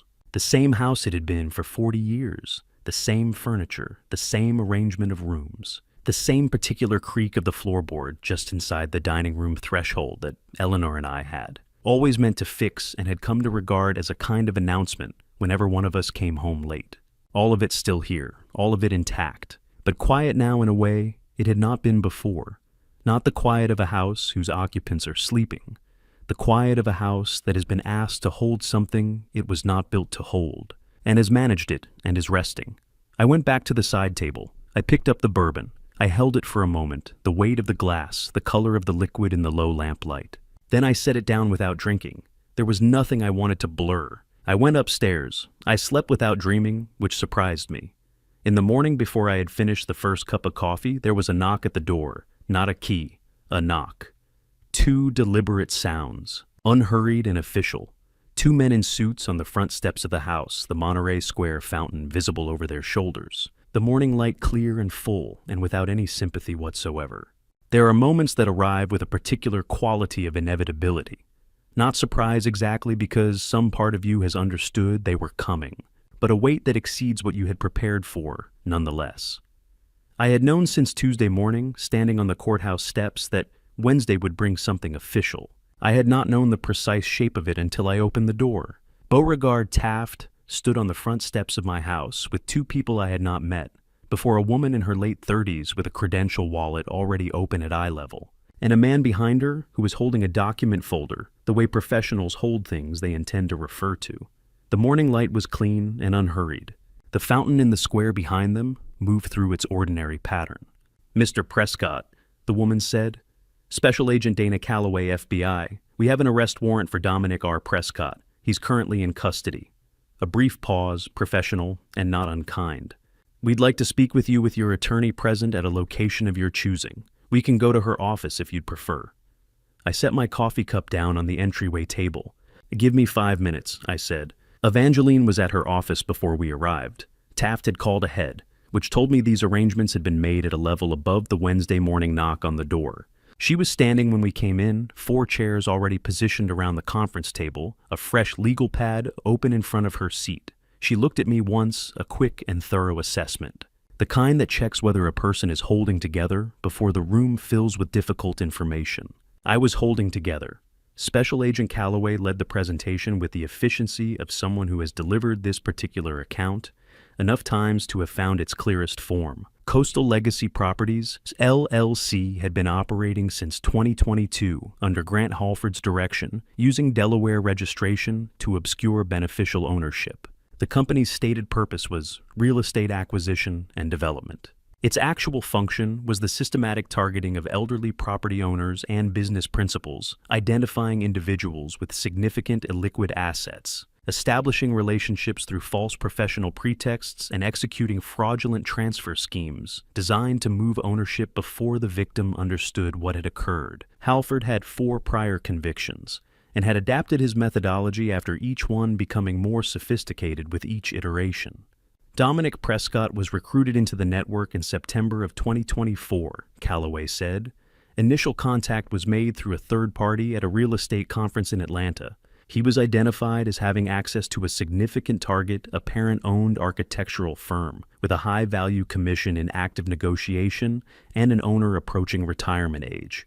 She said this without editorializing, which was professional of her, and did not make it easier to hear. Your firm and the Meridian Commission represented the largest single transaction in the network's history, $4.5 million in intellectual property rights, combined with the corporate assets we've traced through the Octavia Brennan SAR filings.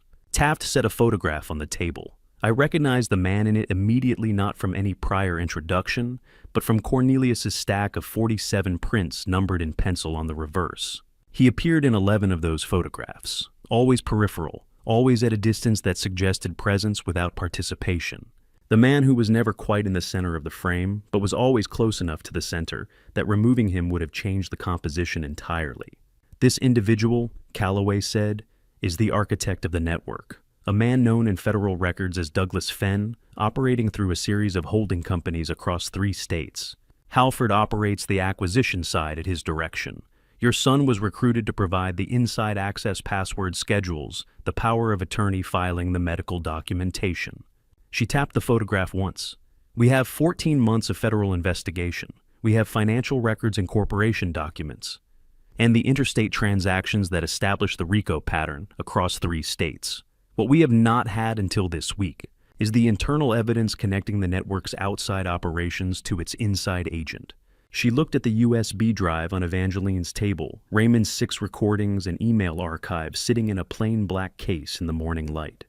"Mr. Prescott," she said, "your testimony and this evidence are the final pieces we need to close the chain." The room was quiet. Evangeline's pen rested still against the legal pad. Taft sat with his hands folded in the patient way of a man who has learned that some silences should not be filled. I thought about Raymond standing in the dark at Forsyth Park, pressing a drive into my hand and saying I should have come to you months ago. I thought about Vivienne at the corner table at Foxy Loxy, hands wrapped around a coffee cup. She never drank from, telling me about 3 months of photographs taken in fear and preserved in hope. I thought about 7 families whose names were in a file on that drive, people who had built something across the course of their lives and had sat across from someone who appeared trustworthy and had signed something they did not fully understand. I thought about the particular sound a building makes when its foundation has been compromised, not a dramatic collapse, but a slow and incremental shifting, each crack following the path of least resistance, each failure making the next one more likely. I looked at Evangeline.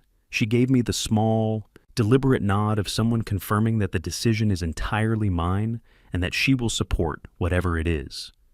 "Tell me what you need," I said. The weeks that followed had the quality of work, methodical, detailed, one task completed before the next one was begun. Depositions. Evidence review sessions in a conference room at the federal building on Bull Street, where I sat across from 2 assistant U.S. attorneys and answered questions for a combined total of 14 hours across 6 separate meetings, cross-referencing the photographs from Cornelius against the financial records Marcus had compiled, reviewing Raymond's recordings with a forensic audio specialist who confirmed their integrity and provenance. 3 weeks of building something, the way I have always built things from the foundation, with attention to each element before placing the next one on top of it. On a Monday morning in July, I put on the suit I had worn to Eleanor's funeral. It is a dark charcoal, a weight appropriate for winter, which made it entirely unsuitable for a July morning in Savannah, and which I wore anyway because it was the only garment I owned that felt commensurate with what the day required. I looked at myself in the mirror in the upstairs hallway, the mirror Eleanor had chosen and hung in that spot 31 years ago, because she said the north-facing light was honest. I drove to Wright Square. I was sitting on the courthouse steps when Cornelius found me. It was 7:50 in the morning and already 91 degrees, the kind of heat that does not build across the day but arrives fully formed, as though the city has simply agreed to be this temperature and sees no reason to ease anyone into it. I had been there for 20 minutes with my jacket folded across my knees and a button open at my collar, watching the pigeons work the pavement around the base of the steps with their particular combination of industry and indifference. Cornelius sat down beside me without comment and held out a paper cup of coffee. I took it. A few minutes passed. Taft came up the steps from the parking area on Montgomery Street, saw us both, and stopped. He looked the way detectives look when they have reached the day they have been building toward for a long time and find that it feels less like victory and more like wait. "Ready?" he said. I considered the question honestly. "No," I said. "Let's go anyway." Courtroom 4. On the second floor of the Chatham County Courthouse is a room that takes itself seriously. High ceilings, dark wood, the particular quality of institutional light that makes everything happening inside it feel permanent and considered. I had been in rooms like it before, on the witness side of professional disputes and easement challenges. I had never been in one for anything like this. Evangeline's presentation lasted 40 minutes. I have watched her work before across 19 years of occasional professional contact, and I have always known she was methodical. What I had not fully understood was the quality of her stillness under pressure, the way she moved through evidence without urgency, placing each piece in its position, the way a careful hand places a stone in a wall, understanding that the structure holds not because any single element is exceptional, but because everything fits. When Dominic's attorney introduced the cognitive assessment report, 4 pages bearing Gerald Moss's signature, and my name and a date on which I had been 40 miles away reviewing structural specifications, Evangeline set a folder on the judge's bench without raising her voice. Credit card records from June 10th, a time-stamped security log from the building on Hilton Head where I had spent that afternoon, a cell tower record placing my phone 11 miles from Price Street at every hour of that day. Judge Patricia Calloway looked at Dominic's attorney over her reading glasses with the particular expression of a judge who has not been insulted often and does not intend to become accustomed to it.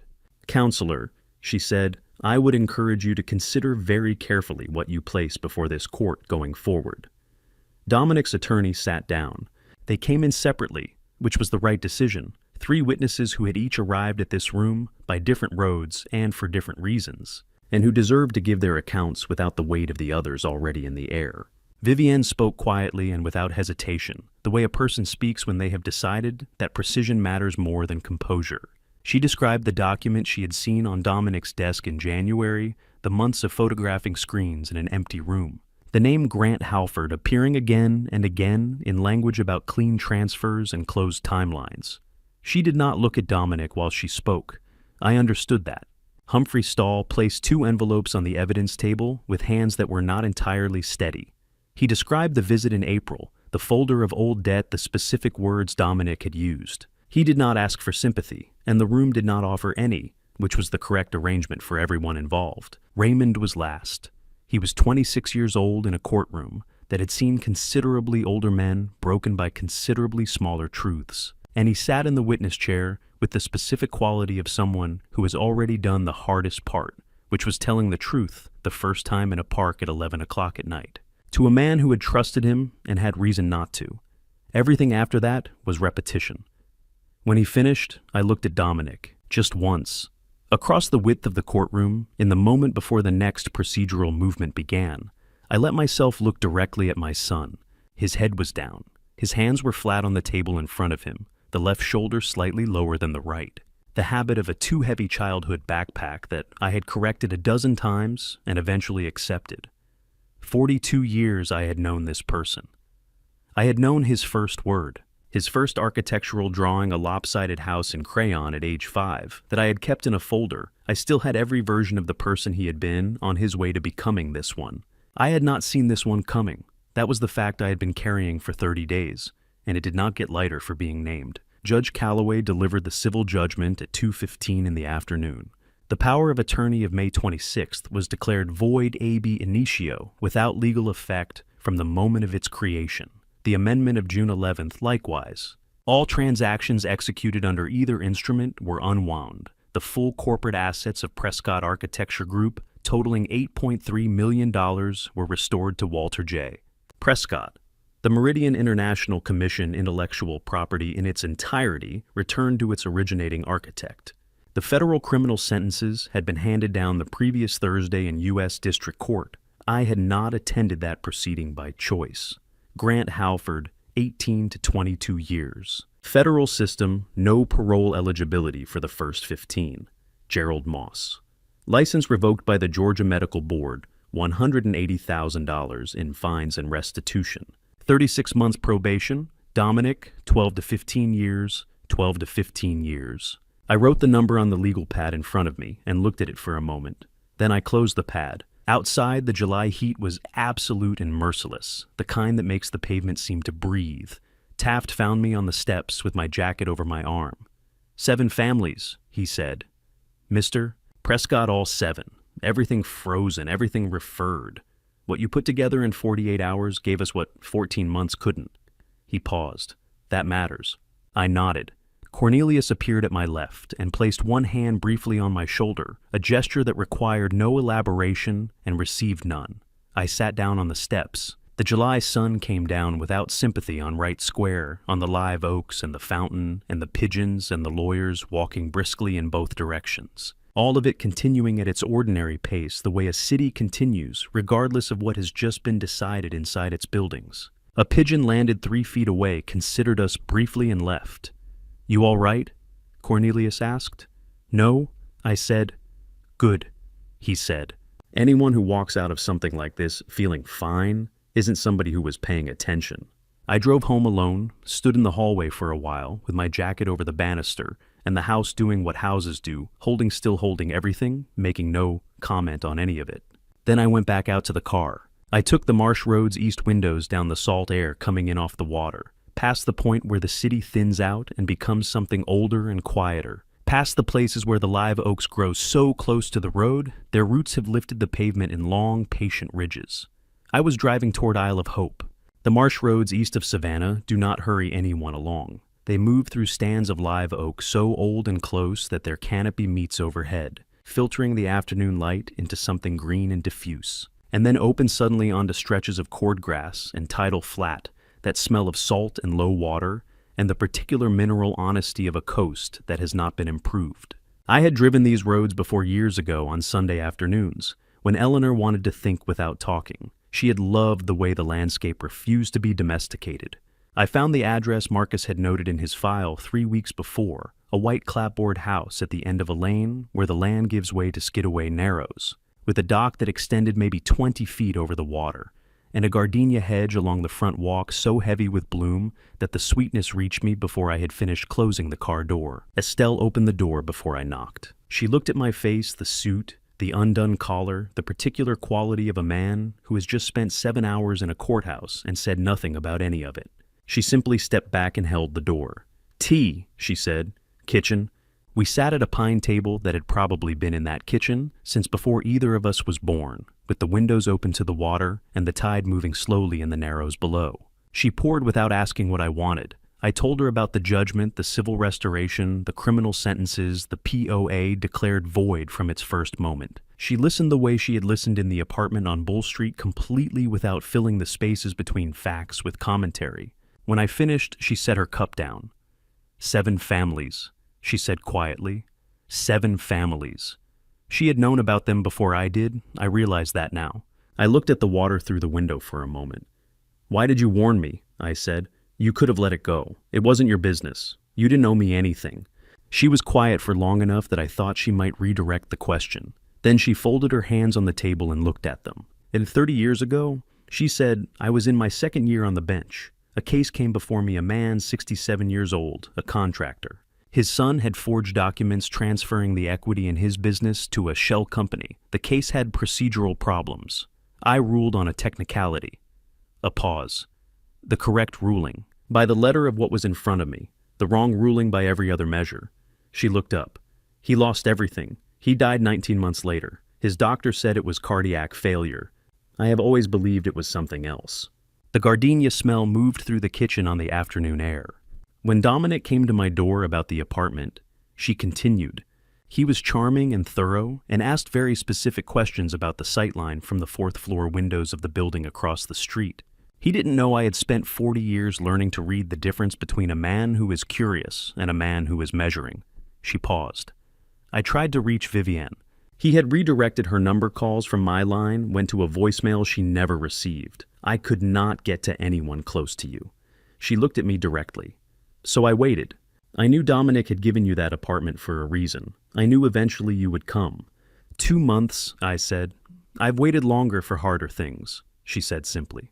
I held the teacup without drinking. How did you know Eleanor? I said. The shift in Estelle's face was small and unmistakable, the particular softening of someone who has been holding a name carefully for a long time and has just been given permission to set it down. We met in 1988, she said. A bar association dinner. She came with a young architect who spent the entire evening talking to the people he already knew, so she talked to me instead. A small pause. We were friends for 35 years. She was the most honest person I have ever known. Not honest in the way people mean when they say someone speaks their mind. Honest in the sense that she did not pretend to herself about anything. Not about what she wanted. Not about what frightened her. Not about the people she loved. I was watching the water. She called me in September of 2023, Estelle said. About 6 weeks before she died, she was very clear about why she was calling. Estelle looked at her hands again. She said, look after him. Not because he can't manage, he can manage anything, but because he will never ask anyone for help, and someday that is going to cost him something he can't afford to lose. The kitchen was quiet except for the tidal sound from the narrows and the small movements of the afternoon. I did not trust my voice. I was aware of that the way you are aware of a structural limitation, not with alarm, just with the knowledge that certain loads should not be placed on certain members. She would have been glad, Estelle said finally. Eleanor, she would have been very glad about all of it. I nodded. It was all I had. I left Isle of Hope at 6 o'clock. The marsh roads back into the city were the same as they had been on the way out. The old oaks, the tidal flats, the light going gold now across the cordgrass. The same roads, a different direction.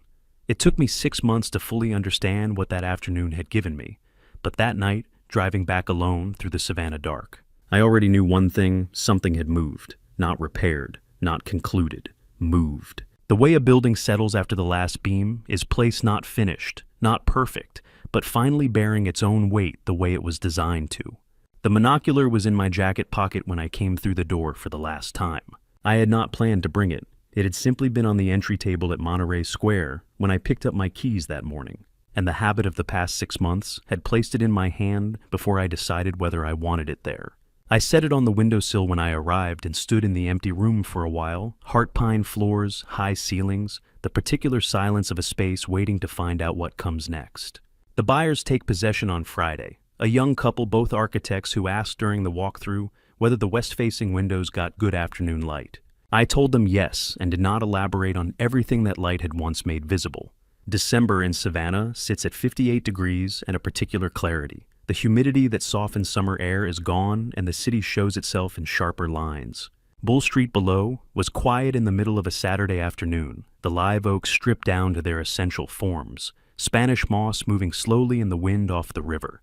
I stood at the window. Across Drayton Street in the third-floor office I had watched from this distance on a June evening, 6 months ago, Raymond Whitlock was bent over a drafting table. The desk lamp was on.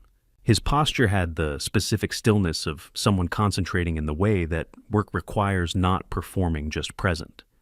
He had been managing Prescott Architecture Group for 6 weeks, and in those 6 weeks, the Meridian drawings had moved ahead of schedule. I had signed the Meridian contract myself in August. Walter J. Prescott in my own hand in a conference room with Evangeline sitting to my left. $4.5 million for a commission that had nearly been taken before it was finished. The lines had not changed. They were the same ones I had watched projected on a wall screen through this monocular on a Sunday night in June, not knowing then whether I would ever put my own signature beneath them. I had put my own signature beneath them.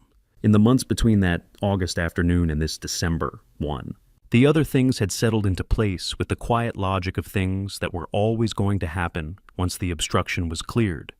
7 families, their cases referred. Their losses partially restored, the process incomplete, in the way legal remedies always are when measured against what was actually taken. Vivienne had filed for divorce in September. I had called her afterward, not with comfort exactly, but with the plain acknowledgement that she had been braver than she knew when she sat at a corner table in the Starland district and pushed a phone across to a man who had reason to doubt her. She was quiet for a moment. Then she said, "Thank you," and I understood she was not thanking me for the call. Cornelius and I had breakfast every Wednesday at a place on Broughton Street where the coffee arrived without ordering. We did not talk about the case.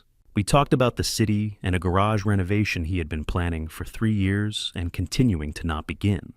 It was enough. Estelle and I met every Sunday at her kitchen table on Isle of Hope with tea and the particular December quiet of a house by water in winter. We talked about Eleanor, not about what had happened, but about who she had been, the things she said, the way she ended arguments by simply describing what was true and waiting for the room to catch up.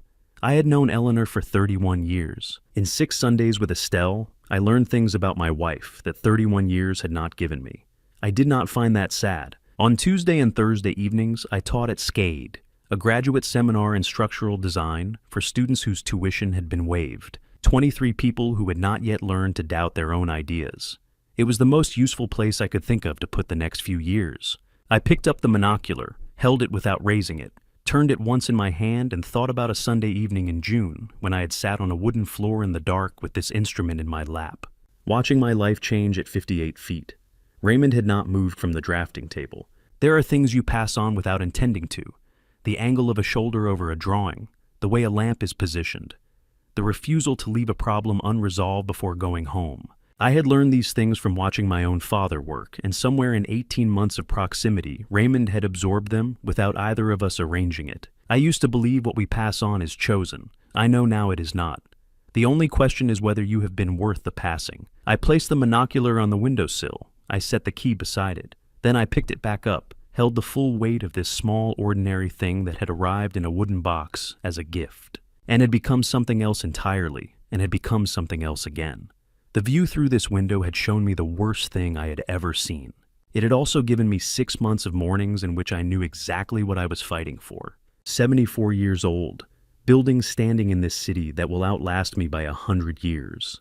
The most important foundation I ever fought for was nearly taken without a struggle. I will not make that mistake again. Some foundations, once you have truly fought for them, hold forever.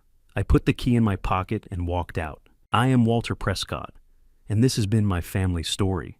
I built structures meant to outlast me. I forgot to protect the foundation closest to home.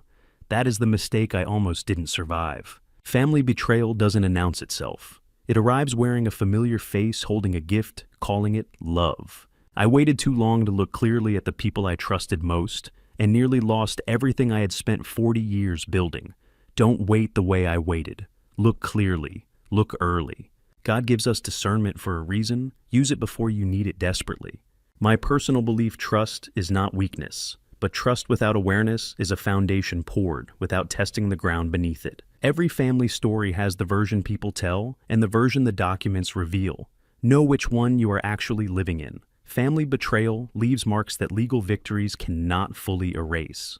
I won in court. I still sit with the weight of it on certain evenings. That is the part no one warns you about. If this family story made you feel something, say it in the comments. If it made you think of someone who needs to hear it, share it. And if you want to stay for whatever comes next, you know where the subscribe button is. Thank you for watching until the very end. It means more than you know. The stories ahead contain fictional elements crafted for reflection and awareness. If that's not what you're here for, no judgment. Choose what serves you.